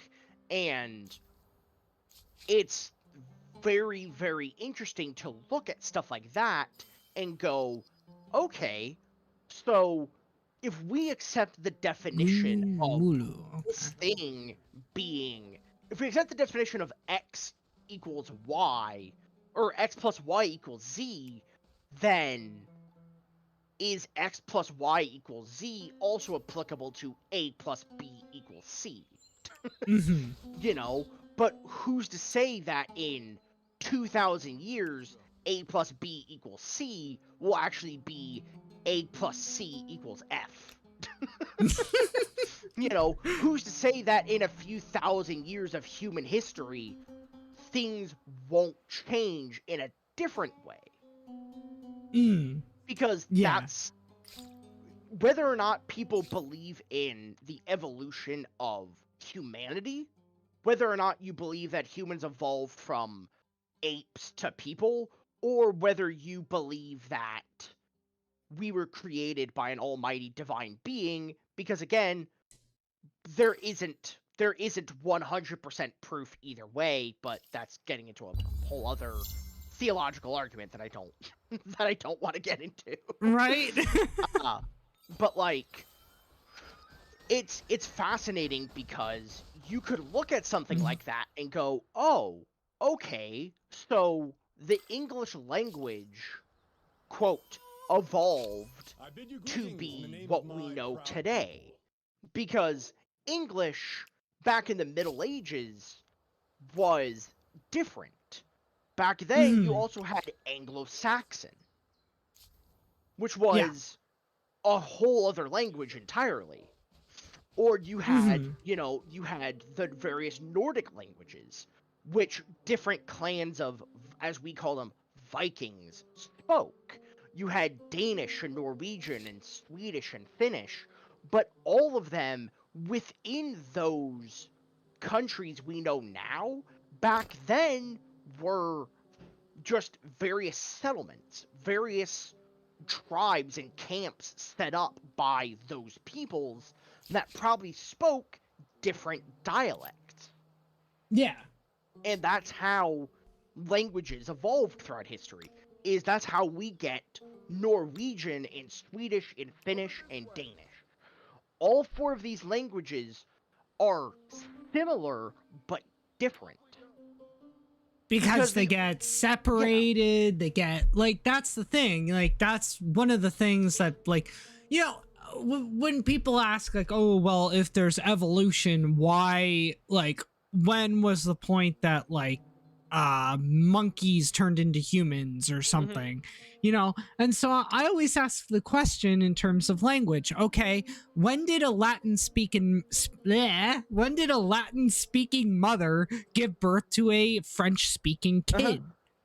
It never happened. Or when did a French speaking mother give birth to a German speaking kid or a Spanish speaking kid? Like you said, it never happened because that's not really how that worked at the time. No, because, well, like, the reason why I say Latin and French is because over time, they're like, French is derivative, like, directly derivative of Latin.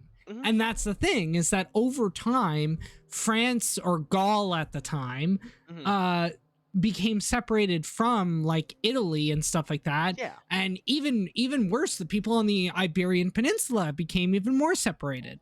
So the slang of the local area didn't affect or influence the other people around them, because, like, the Pyrenees Mountains and stuff like that, you had them cut off. So the slang became the language, became part of the actual language, but didn't affect anybody else.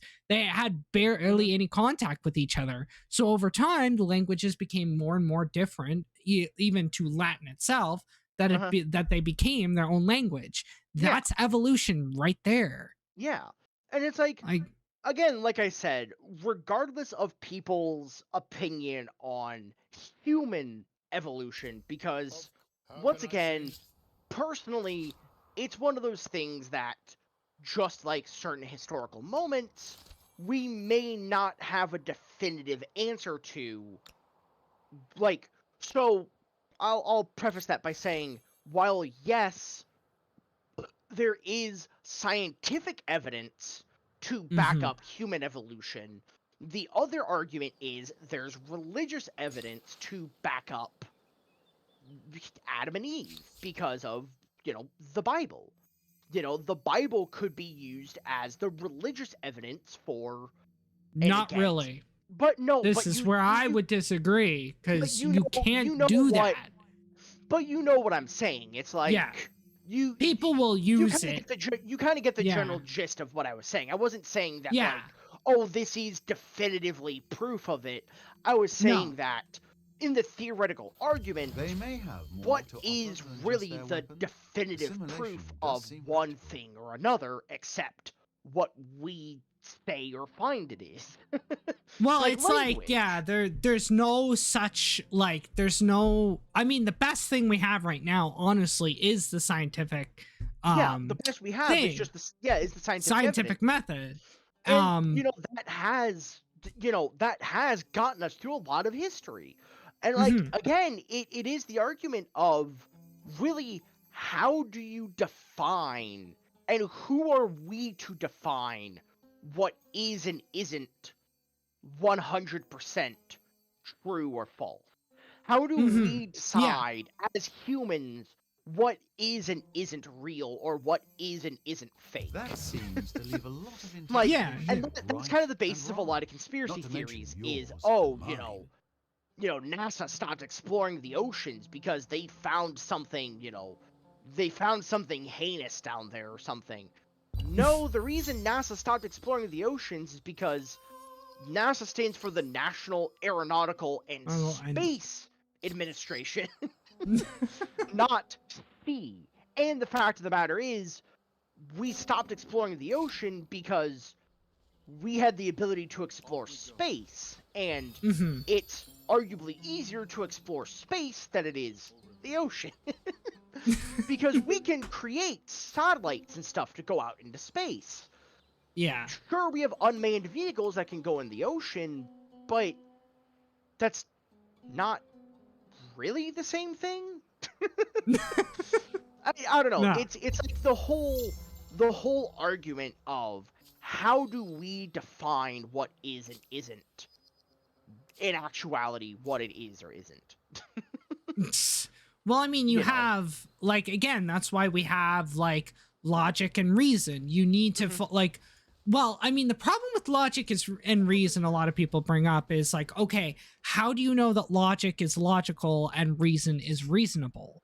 Yeah. And the problem is like that's the one area where Mhm. like most people will say, well, I mean, this is where you have to assume or presume that Mhm. logic is logical I mean, because it's like the joke. It's the like the joke I made just the other day. I said there should be a law that says laws need to make sense. But how Mhm. do you make a law that says laws that need to make sense if that law may not make sense? Yeah, exactly, right? Like you said, okay, if we did that, then we need a law saying that the law that makes laws make sense needs to have a Needs law to that makes sense. and so it just goes And back then it goes just goes in an infinite circle on the infinite treadmill, and then you're just like, okay, this is starting to hurt my head. it's just like that's why I also do that with like when it comes to religion and stuff like that. Mhm. They're like, well, God is the original like the universe cannot just have popped into existence by accident, right? Like that's what Yeah. a lot of people say. So they'll say, well, God is that creation Mhm. and stuff like that, or the creator, and that he is the like what is it the OG, right? Like Mhm. there's nothing before him. But the problem is if you go by logic and reason, you can't do that. That's called special pleading. Mhm. And that is an instance where you are making for those that don't know, I'm not trying to be like a know-it-all Yeah. here, but Yeah. for those that don't know, special pleading is when you make a special case for your own argument. So like Yeah. here, like when you say that in any other instance it has to be like this, but in the instance that you're putting forward, it doesn't have to. And a Yeah. lot of people say, well, there can't like it would just continue on and on and on forever, and you can't do that. Well, why can't you? Yeah. Like you have no way of saying why it can't be like that. Yeah. Um, Oh my so it's like if you're gonna so for me, when you say God created the universe, okay, but then what created God? Yeah. Right? And then what created that thing and what created that thing? Yeah. It goes into the never-ending cycle of Of again, it's also what relates a lot of times to fixing bugs in video games. So you can say, peaceful. okay, for example, the best example I have is Valve's game Team Fortress 2. You can say, Mhm. okay, Valve needs to fix Team Fortress 2. They need to fix the bot problem.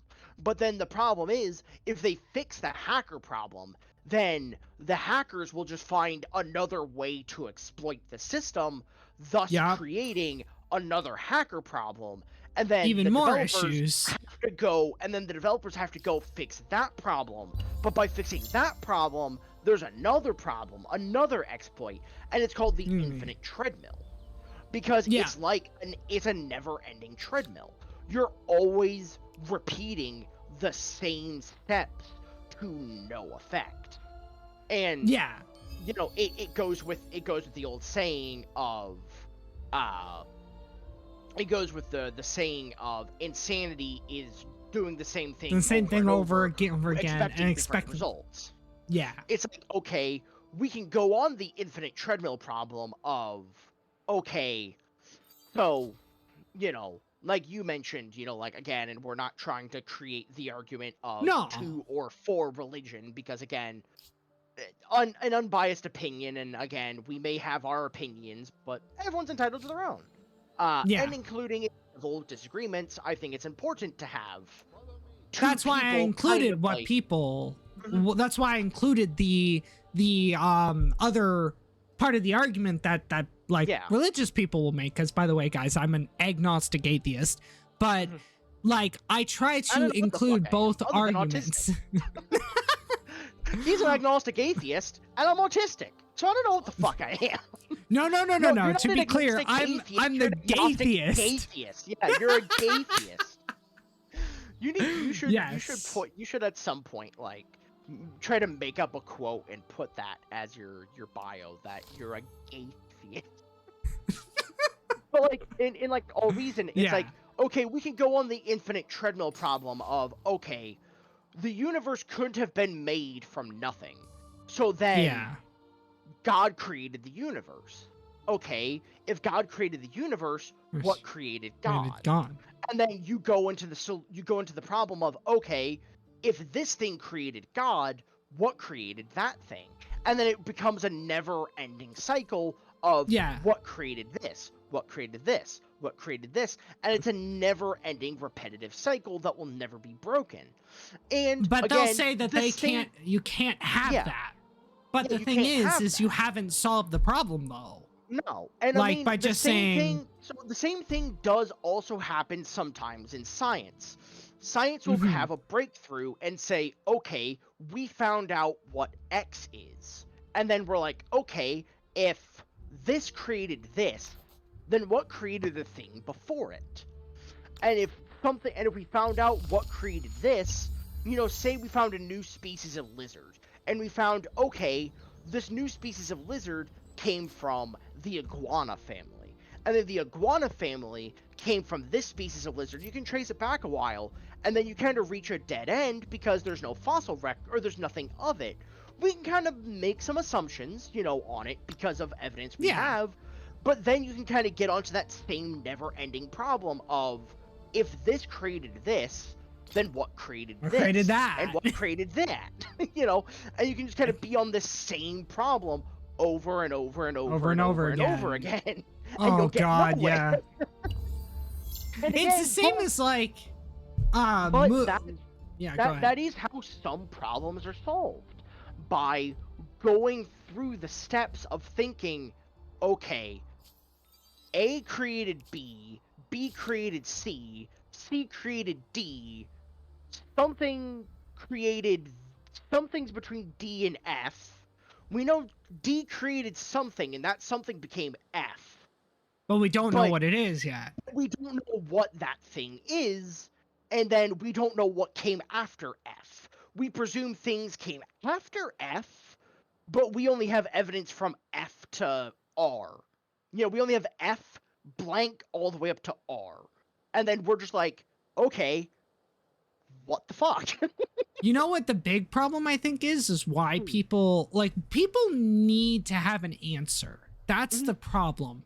Is we are not okay with not knowing something. Yeah. We're a species that just is uncomfortable with not knowing something. And unfortunately, So that is the thing, is humanity as a whole is a rather inquisitive species. We yeah, want to yeah. know what something is or was, but we don't have an answer to it. And then we try to find an answer, but we can't find an answer. And then that Mhm. drives us crazy, and then that's also kind of what that's one thing I will say that science and religion have in common, is needing to find an answer to a question we don't have an answer to. That's why I've always said that I think religion is our first attempt at understanding the world. Because And you know what? That. Sorry to keep interrupting you and no going on my problem. own tangents, but that is I have the mute more than button. likely The that mute is button's more my than best likely friend. true, because look at some of the ancient structures we found and see the fact that, or ancient cave paintings, and you can see that they depict like things that today, like I guess the best example would be to look at the ancient first ship pantheons is of a Egypt wonderful or thing. Greece Sadly or for the crew, Rome, but that's we're just likely to see the Greece, first Greek seasickness as pantheon well. light. You just Hmm. look at it and you go, okay, so the Greek pantheon had Poseidon, which was the god of the sea. Zeus was the god of thunder and lightning.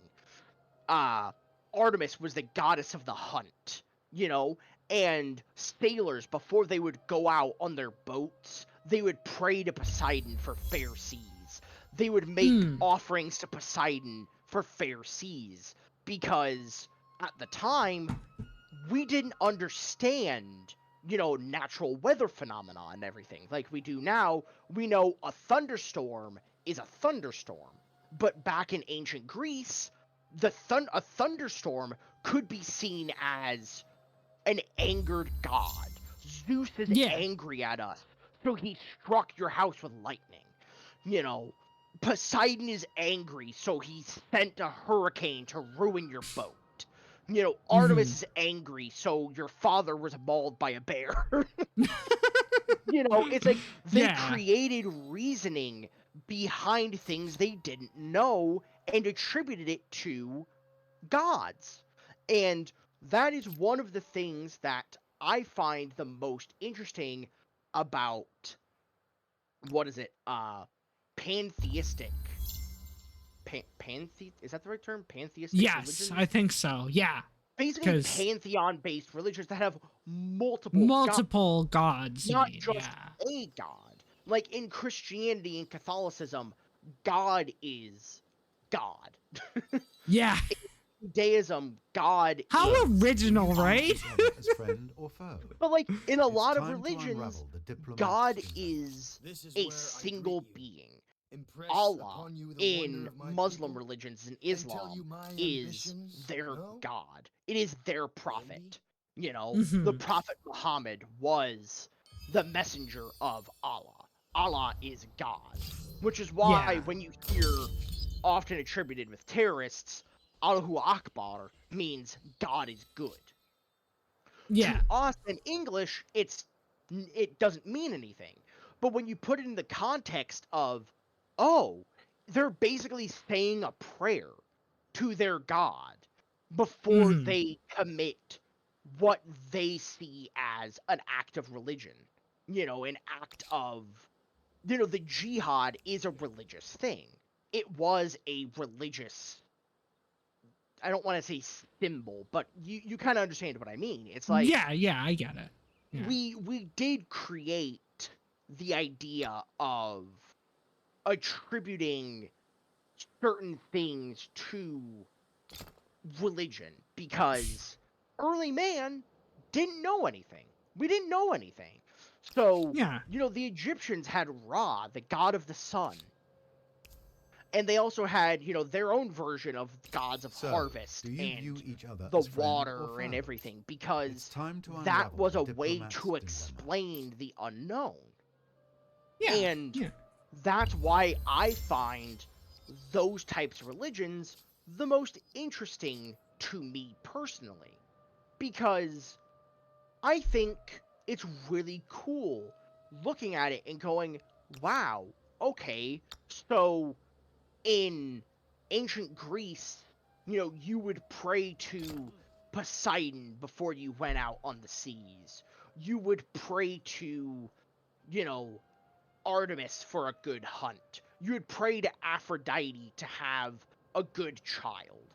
Or when your loved one passed away, you would make an offering to Hades, hoping that they would have a peaceful transition into the afterlife. Yeah. Because they, and that, the Nordic religions and ancient Greece and everything all had these, the pantheistic religions because that's how they explained things. And that is fascinating to me. Yeah. Yeah. It's more fascinating to me to think of it as multiple gods around one thing versus one god does everything. not saying that I'm just gonna say monotheistic religions, because mono means one. Monotheistic religions is wrong or not good because again, it's subjective.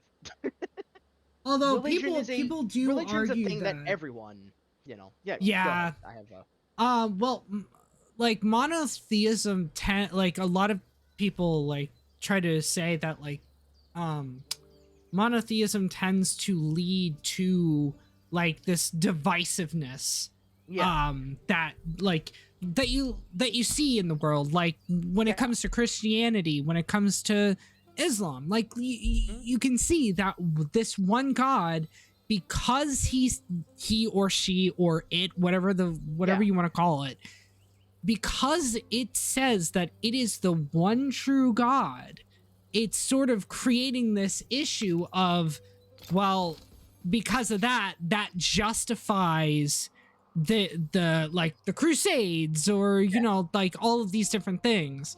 But yeah, when you look at like polytheism, when you and like and or paganism and stuff like that, yeah. you Or generally what tend to we'd often see. refer to as okay, small addendum to the paganism thing. So, when you're speaking of paganism, are you talking about modern paganism, or are we talking about the old like It folk could be a bit religions of that were both. It could be a bit of both.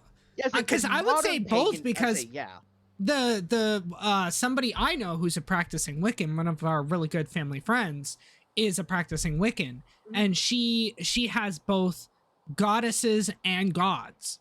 yeah, So she has yeah, multiple.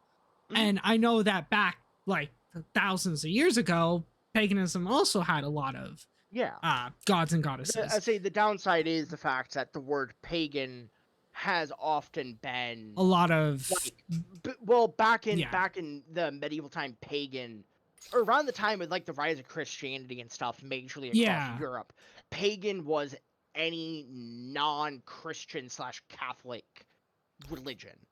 So Mhm. like the Nordic religions that like the Vikings followed were classified as paganism, and other things were also classified as paganism that weren't And they necessarily. generally then they were called like devil worshippers and stuff like Yeah. that, which is not true at all. Mm-hmm. Like, no. Ooh. But yeah, I meant like, but I was gonna say that like with polytheism, you tend to see, I guess, I mean, I could Yeah. again be completely wrong. You tend Mhm. to see like a lot more acceptance. You tend to see like less divisiveness, I guess you could say, like Yeah. because they have so many that it just Uh-huh. um I'm like, I mean, I guess one of the uh examples of the opposite is uh Hinduism, because they also Mhm. have multiple gods and they seem to not Yeah. like, I mean, that's starting to get very Yeah, controversial, because it's I mean, so you go in, the biggest thing to kind of take away from what we were mostly saying is just the yeah. fact that there's really interesting differences between polytheistic and monotheistic religions. The fact of the matter is, Christianity and Catholicism were often seen as, at the time, the good religion. The good religion. Yeah. Most In constructing an non-Catholic emblematic Christian quarter, whatever at the time you have was it become a Catholicism or builder Christianity at the and time? I a think it was creator. Catholicism. There is more to Yeah. creating an empire than Because just yelling orders. Christianity spun off from Catholicism, or is it the Yeah. other way Yeah. around? No, I Or did think Catholicism spawn from Catholicism, Christianity? I'm not entirely sure, I don't because know. I know like the Religious origins are not my no. highest subject, and also I don't really know jack about any of them. To be fair, not just Yeah. Christianity, Catholicism. I don't really know much about any of them. I'm not. I don't. Religious studies is not my strong suit. Neither is it Uh, me, so like I just but like, dabble. yeah. So like it's really interesting because like paganism, as we would call it, Yeah. modern paganism has started seeing a resurgence of people like, I guess, more or less worshiping it because that's how how do I want to phrase it? English is failing me here. I speak the language natively, and for some reason my brain is struggling to We're going to understand deal how with to it. English. So trying to phrase it in a way that won't make me the bad guy, but also won't make me sound like an asshole. Which is kind of hard when you think about it. Yeah, kinda, yeah. So, modern paganism, to my understanding, the little bit I've seen from TikTok and Twitter and YouTube videos, has kind of come up from the fact that so many people were brought up, at least here in the United States, don't know how it is across the world, were brought up religious and then eventually stopped being religious. You know, became less religious. Became more or, spiritual. Yeah, became more Like- spiritual, or found a way to, like, discuss and think of what they found or seen in a way that makes sense to them. Because modern paganism and old, quote, pagan religions both kind of have that same, I don't really know how to phrase it, kind of that same, like, thought process of, like you were mentioning your friend who's a practicing Wiccan who has gods and goddesses and, Mhm. kind of believes in a lot of that stuff, and that's really, really cool, because Yeah. I find that really neat. And that'd be something that'd be really cool to talk to someone about. Kind of like, Mhm. hey, like if I knew someone who was a practicing, practicing modern paganism, I would like to talk to him and be like, hey, so, like, not trying to be like confrontational, but like, what made you kind of go down like this path? What made you kind of want to start practicing, Mhm. modern paganism, and not go with the uniformity of one of the other major world religions? And I think that's another part of it, is uniformity, is Christianity, Catholicism, Islam, Hinduism, Shintoism, all of these religions, primarily Christianity, Catholicism, and Judaism and Islam, are like, those four alone make up a huge majority, and Hinduism too, make up a huge majority of world religions at the moment. But Mhm. there's also a ever-growing number of people who are either atheist, agnostic, or identify as an other in religion, because they don't fall under the traditional categories that we list in religion.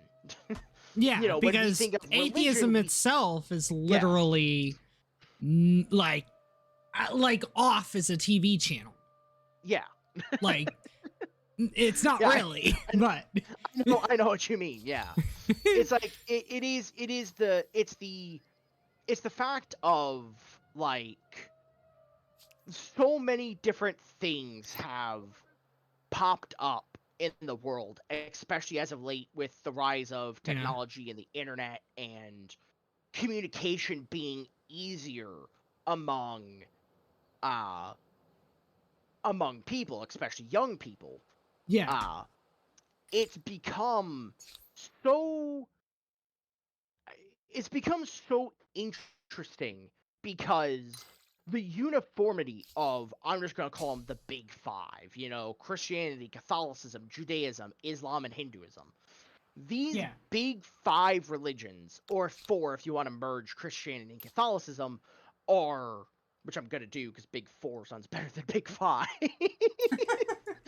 uh, but, like, the major four religions in the world are so uniform across the entire world that uniformity may exactly be the reason people don't want to follow those religions. That may be one of the leading reasons why people want to follow modern paganism or other such types of beliefs, because they may not want to fall under the general uniformity umbrella of those major religions, because maybe that makes them uncomfortable, or maybe they were raised under one of those major mundane religions. tallies of crops. So then they recording the wisdom find of sages. another way to Humankind now explain wields the most powerful tool or make their brain at least kind of understand Now, some things things that that one they generation may learned not can be passed have to an the next. explanation to.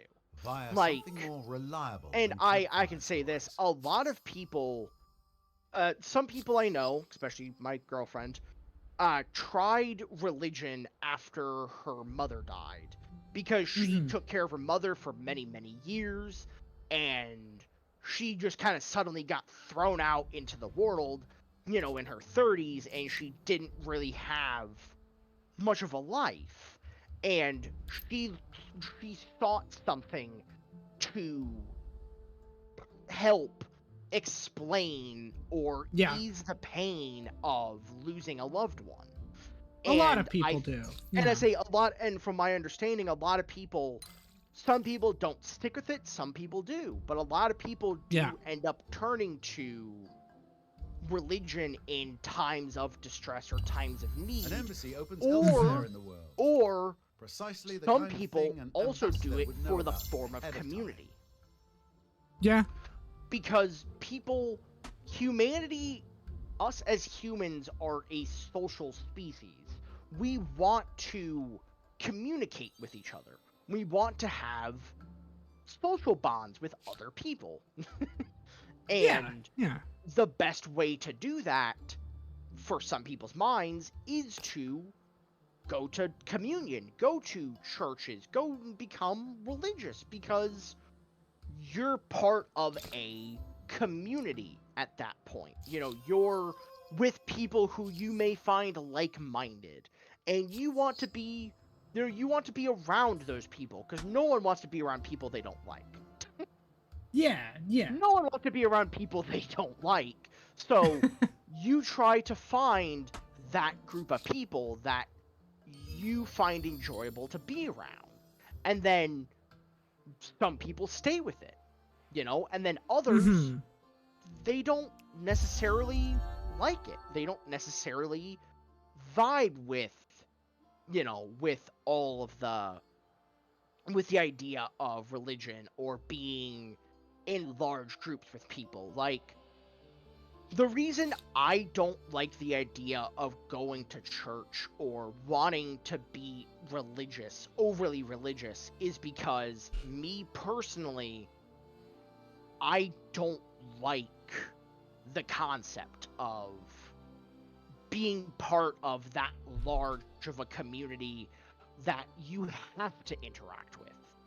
You can be, like, I'm a part of what I would call various communities related to live streamers or video games or just things like that, or mods for video games, and I don't actively have to be there 24/7. I don't actively have to watch every single one of those streamers' live streams. I don't have to watch I don't have to play every single game I'm a fan of. But it's like, to me, and again, you don't have to go to church if you're religious. It's not like, it's not like you're going to be killed if you don't. Although some people probably would claim you do. Maybe there is a religion out there that says, hey, if you don't go to church, you'll die.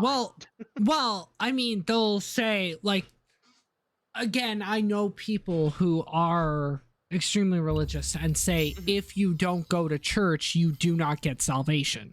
That's the thing. Like, there are people who say that. But my thing is, the main reason why I am not part of specific religions is, one, especially like Christianity or Islam. And don't get me Not wrong, everything I'm not worth like, appreciating again, is forged not by every human hand. Christian believes it, or not every Muslim believes it. So I'm not trying to attack people specifically.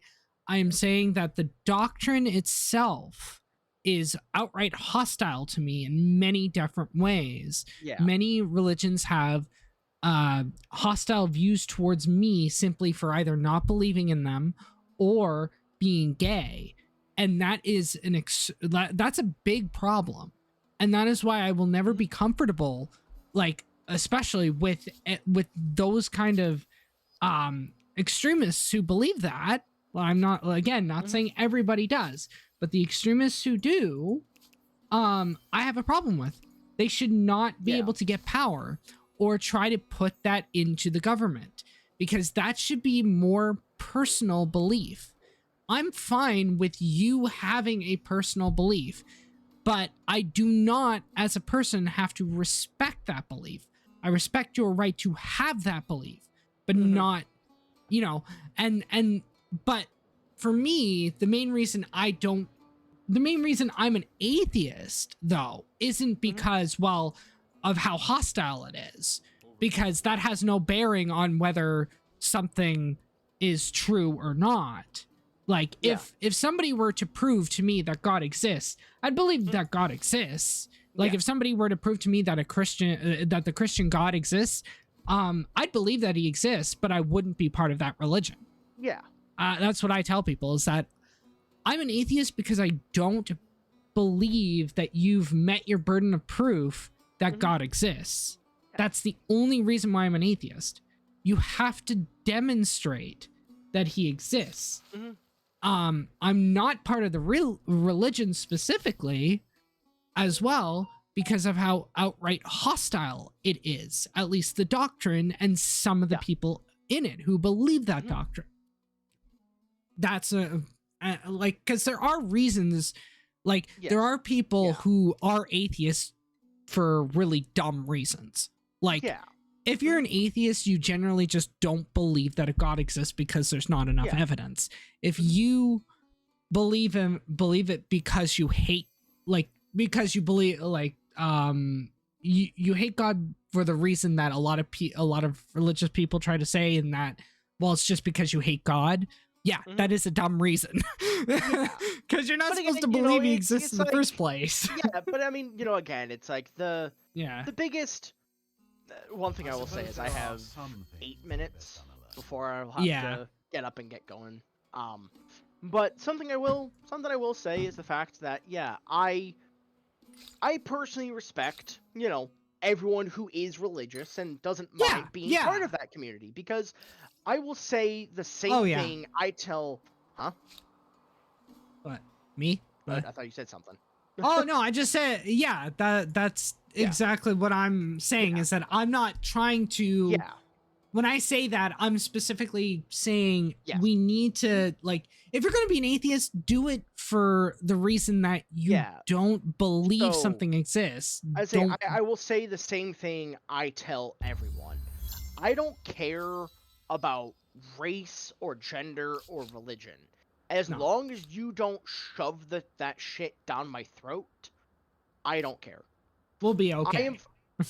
I'm friends with a couple people who are trans. I'm friends with, a gay person. Literally talking to him right now. I'm friends with many people who are bisexual, or some people who are gray sexual or demisexual. And not many people I know are religious, but hey, that's fine if you are. Actually, my real life friend who I go watching a movie with right now. Not right now, right? Tonight is actually, he does actually still go to church. Him and his family do go to church. As far as I know, I think they do. And that's something that I will say is, I have no issues with people if they want to be, if you want to be religious or you don't want to be religious, that is, that's, all of that is fine with me, because, again, as long as you don't force your beliefs down my throat, I'm gonna be fine. Mhm. Whether you Yeah. want to be or whether you don't want to be, that is the question. No. Couldn't help but make a Shakespeare joke, okay? but it is that question. Yeah, it is. That is the question. Essentially, is do you want to be or do you not want to be? And whatever your answer, it's valid because Mhm. no one has the right to say what is and isn't, good, what is and isn't right, what is and isn't wrong. Which is again Mhm. not getting into politics, but again, that's one problem with the United States right now is we seem to think we can dictate what is and isn't good for everyone. Mm. Now, regardless what of you can regardless do. of politics, Mhm. not even just referencing here at home, but abroad, we seem to have the opinion of telling everyone what is and isn't okay. Yeah. Well, I And then mean, trying to like, force that. the one Mhm. thing you can do though is try to change people's minds. That's Yes. the thing. That's the best way to, like, if you disagree with someone, but be open to the idea that Yeah. you can be wrong. That's the problem I have a lot of if people would just realize that, like, because again, when it comes to religion and stuff like that, that tends to be like the most divisive topic on the planet right now. Yeah. And if people would just realize that it's okay to be wrong, it's okay to have your mind changed. You're not a bad person for No. thinking about something. And that's, I guess, another criticism I have with religion, at least as a whole, is that Yeah. oftentimes it tries to discourage you from, like, questioning yourself or questioning the beliefs. That's one of the big problems I have, because that's the thing. You should question things. You should question people's beliefs and your own beliefs, Mhm. because how are you ever going to come to truth if you don't? Like, how are you ever going to find anything out if you don't? Mhm. You won't. And that's the problem. So to me, you can have your belief, but be open to the idea that you may be wrong, no matter how sensitive you are to the topic. That's the way I look Yeah. at it, is be open to it. Be open to the idea that you can be wrong. And that we all could be wrong. Mhm. You know? Yeah. I finally won a merchant star. Yeah, it's a it's a controversial and divisive, not decisive, divisive. I don't have enough money to study this, and I don't want to go bankrupt. I have to ignore it, unfortunately. I hate that. Yeah. It's a rather divisive and tough thing to talk about, religion and politics both, because everyone and their pretty much everyone and their mother, quite literally, has differing opinions. And I think Yeah. that is probably as good of a place to Leave probably it. save and end, because I'll be leaving here in a couple minutes. And I Yeah. gotta use the bathroom and stuff. But I think, yeah, ultimately to end it all is, Are you saving it? yeah, I'll say it right now, is Okay. uh it's everyone has their opinions, and everyone's Mhm. opinion is valid as long as you don't try to force your opinion on others and claim it's right. That's ultimately the thing I have to say, is everyone is entitled to their own opinion on religion and politics and literally everything, as long as you don't try to say your idea or your opinion is the definitive 100% true, the Mhm. only thing you should ever believe. And again, be open to the idea that you Yeah, can be wrong. and And be honest. again, when somebody says, be respectful of beliefs. You Mhm. don't have to respect a belief. You have Mhm. to respect the right to have that belief. Yes. So, yeah, that's why it's open to criticism. If you Yep. cannot criticize, then that's another problem. All But right. yeah, Well, that's a good way I'll see to you. end it. Thank I'll you see you. for coming on again. I'll see you next week, Chris. Hopefully the game All will right. be fixed by then. Yeah, hopefully. All right. See ya. All right, see ya. Okay, hold on, everyone. Something is going on. Okay. I'm just getting spammed right now, like notification wise. You can probably hear it. I'm gonna disconnect myself from the call because we're done. Yeah, again, the reason why we started late was, or started early, was because Matt again is going over to watch a movie with his friend. His friend finally has some time to hang out with him, or because super busy. Um, you know, we all of us don't like do this for like a career, right? So it's like this is a hobby thing. So we gotta do it when we find the time. But yeah, that was a very productive episode, even though we kept desynchronizing. Um and some very, very political conversations going on, or some very controversial topics being talked about. So one thing I just want to say, like we did at the end there, is look, when we talk there, we are not trying to offend anyone. And I know that, and I can say that on Matt's behalf because I know he's not. Um, I'm not trying to offend anyone. Um, because that's the thing. We want, like, this isn't supposed to be a political channel, but me and Matt always have, at least I find, very interesting conversations. And I think, whether you agree with us in the end or not, I think it provides a lot of good entertainment. So I hope that you guys like enjoy that. You guys can let me know what you think of the conversations. Like, do you guys enjoy it? Do you guys find it entertaining? Let me know in the suggestion box or chat as well, and I can take it into account. If you want to see more of it, I can try and talk more about controversial issues, or I could try to tone it down a little bit. But yeah, I just wanted to say in the end, yeah, I think it's very entertaining, and I think these issues are very important to talk about, especially in the modern day.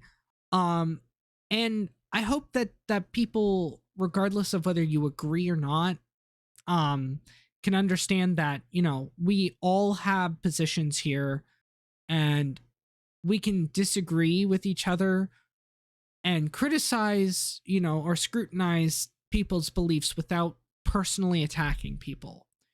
Be open to the idea that you can be wrong. Be open to having conversations, and keep doing this, because like in some places in the world you can't. That's one of the big things that we shouldn't take for granted here in the West, or anywhere else in the world where you can um actually talk and speak your mind and have these conversations, is don't take it for granted. um and yeah, we bounced around a lot of topics, but I really hope that you guys enjoyed it, and and I hope that you guys want to see more of it, and found it entertaining. uh if you did, it'd be great if you guys could like the or share the live stream, so it helps get the word out. And follow me here on Twitch if you haven't already. It would definitely help me out. Every follow helps build a community here, helps me out. Every little bit helps. Um, it gets me on the path to, like, Twitch affiliate or Twitch partner. That's long way off, but and I may not even make it there, but I'm choosing to be optimistic. But really, this is a hobby, and if you guys like this more casual sort of conversations and playing games, um yeah, give me a follow here if you feel so inclined. I would greatly appreciate it. If you do have any suggestions on what you would like to see um happen in the stream, what you would like to see improved, if you have any suggestions on games you want to see us play, I'm probably going to do a few more weeks of Humankind, um just just to continue this with Matt, because I think it's a great series, having a co-op series this time instead of like just me playing by myself. It's a lot more fun. um so yeah, if you guys have any ideas though, once I rotate this game out and I rotate out like Kingdoms Reborn and I rotate out City Skylines, you guys can let me know what games you want to see me play. I have my own ideas, but you guys are the ones that I'm doing this for. You guys are the ones that I am trying to entertain. So if you guys have any ideas, yeah, let me know. I'll go through them all. I'll try to see which ones I can realistically implement. Because I am on a bit of a budget limitation. Like again, this is a hobby, so I can't really there isn't a lot I can do to improve things, but you guys can always let me know your suggestions or and your game requests and stuff like that, and I'll see what I can do. If you want to stay up to date with everything that's going on with this channel and my YouTube channel and just anything that's going on with this hobby in general. Ooh, what's going on? Okay, there we go. Um, if you want to stay up to date with everything that's going on with this hobby in general, you can follow me on my Twitter handle or at my Twitter handle there at Allegius96110996. That is where I post whenever I'm going to be live, whenever I can't be live, whenever I update the schedule and stuff like that. Like I said, anything in general that goes on with this hobby will be posted here to let you know everything you need to know. On YouTube. Okay, hold on one second. Just saying goodnight to my parents. So yeah. If you want to stay or if you want to support me over on YouTube, I also have a YouTube channel right here, Allegius Plays, same logo as the one on my Twitch profile. That is where I post all of these live streams after they premiered here. Like I said earlier, again, if you guys missed it because it was 5:30 or forgot that it was at 5:30 and you joined halfway through, again, you don't have to worry because these live streams will be up in their full capacity either tomorrow or Friday, depending on how fast the internet is and YouTube is and how big the live stream is in general. But it'll probably be up either tomorrow or Friday. Again, so yeah, you guys can check that out. If you want to support me there, it'd be great if you guys could like the live streams so that it helps with the YouTube algorithm. It'll boost it a little bit. But again, like I said, every little bit helps. A share to the live stream would definitely be appreciated. And possibly a subscription if you feel so inclined. If you like to subscribe, that'd be great. It would also help build a community over on YouTube, and like I said, would be greatly appreciated. So yeah, if you want to show me support there, that is what you can do. The next live stream will be Friday at 6:30. Again, back normal time. Again, it was just simply on Wednesdays when we're doing Humankind, because again, Matt is, as like he was tonight, going over to hang with his friend, and because like it's only 8 o'clock here but 7 o'clock over there. Again, we wouldn't really have that much of a live stream if Matt was leaving only half an hour in, right? So yeah, it'll be 5:30 for as long as this series continues, but once Humankind ends and we move to another series, or move to another game, then that will be moved back to 6:30. Yeah, so Friday will be 6:30 Eastern Standard Time. Sam still plans to join me for another Kingdoms Reborn episode or Kingdoms Reborn live stream. And yeah, so I hope you guys enjoyed, and I will see you then. I'm your host, Chris, aka Leechus, and see you guys later.